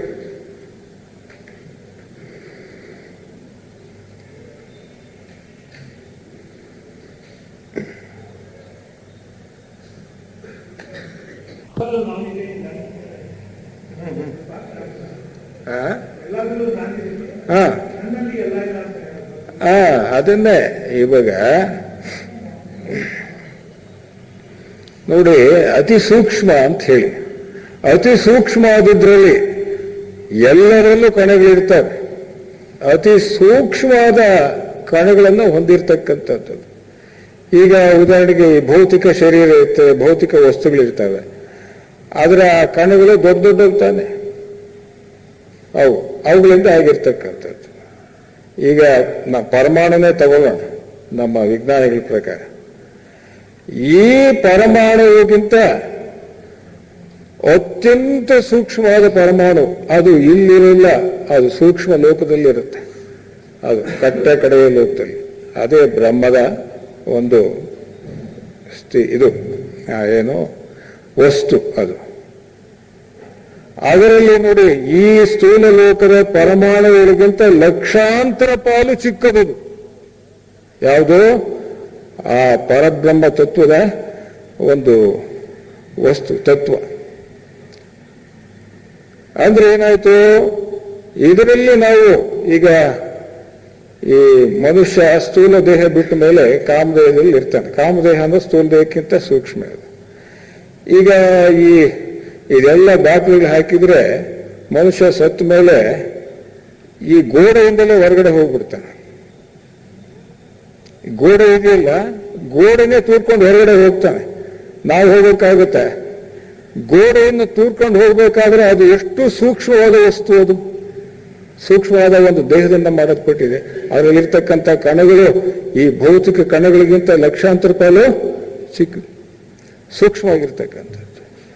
ಅದರಿಂದ ಅತ್ಯಂತ ಈ ಚೈತನ್ಯ ಅಥವಾ ಏನಿದೆ ಅದು ಅತ್ಯಂತ ಒಂದು ಚಿಕ್ಕ ಒಂದು ತತ್ವದಿಂದ ಮಾಡಲ್ಪಟ್ಟಿದೆ ಅಂತ, ಅತಿ ಸೂಕ್ಷ್ಮವಾದದ್ದು. ಅದರಲ್ಲಿ ಇವಾಗ ಈ ಸ್ಥೂಲ ವಸ್ತು ಅದರಲ್ಲಿರೋದಕ್ಕೆ ಸಾಧ್ಯವಿಲ್ಲ. ಸ್ಥೂಲ ವಸ್ತುவில் ಇರ್ತಕ್ಕಂಥ ಕಣಗಳು ದೊಡ್ಡವು ತಾನೆ. ದೊಡ್ಡ ಕಣಗಳು ಅತಿ ಸೂಕ್ಷ್ಮ ಕಣದಲ್ಲಿ ಸೇರ್ಕೊಳ್ಳೋಕೆ ಸಾಧ್ಯವೋ? ಇಲ್ಲ.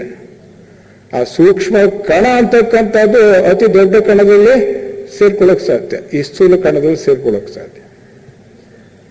ಅದು ಅತ್ಯಂತ ಸೂಕ್ಷ್ಮವಾದದ್ದು. ಅದರಲ್ಲಿ ಎಲ್ಲವೂ ಎಲ್ಲ ಇಡೀ ಬ್ರಹ್ಮಾಂಡದಲ್ಲಿರ್ತಕ್ಕಂಥ ನಾಮರೂಪ ಜಗತ್ತೇಂದೇ ಅದರಲ್ಲಿ ಎಲ್ಲವೂ ಇರ್ತವೆ.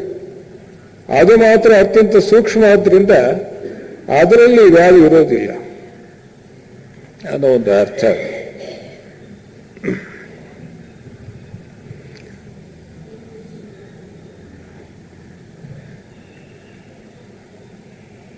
ಈಗ ಉದಾಹರಣೆ ನೋಡಿ, ಗಾಳಿ ಇದೆ, ಈ ನೀರಿರ್ತದೆ, ನೀರಿನಲ್ಲಿ ಆಮ್ಲಜನಕ, ಜಲಜನಕ ಇತ್ಯಾದಿ ಇರ್ತದೆ ಅಲ್ವೇ? ಈ ಆಮ್ಲಜನಕದ ಒಂದು ಪರಮಾಣು ಏನಿದೆ, ಆಮ್ಲಜನಕದ ಪರಮಾಣುವಿನಲ್ಲಿ ನೀರು ಹೋಗಿ ಸೇರ್ಕೊಳ್ಳೋಕ್ಕಾಗಲ್ಲ. ಆಮ್ಲಜನಕದ ಪರಮಾಣು ನೀರಿನಲ್ಲಿ ಹೋಗಿ ಸೇರ್ಕೊಳ್ಳೋಕೆ ಸಾಧ್ಯವಾಗುತ್ತೆ, ಆದರೆ ಆಮ್ಲಜನಕದ ಪರಮಾಣುವಿನಲ್ಲಿ ನೀರು ಹೋಗಿ ಸೇರ್ಕೊಳ್ಳೋಕ್ಕಾಗಲ್ಲ.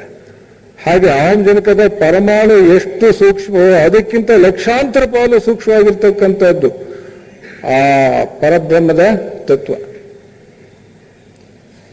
ಅಷ್ಟೇ. ಆಮೇಲೆ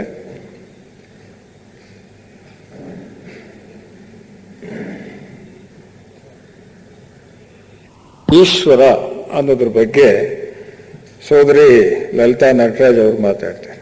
ಬನ್ನಿ.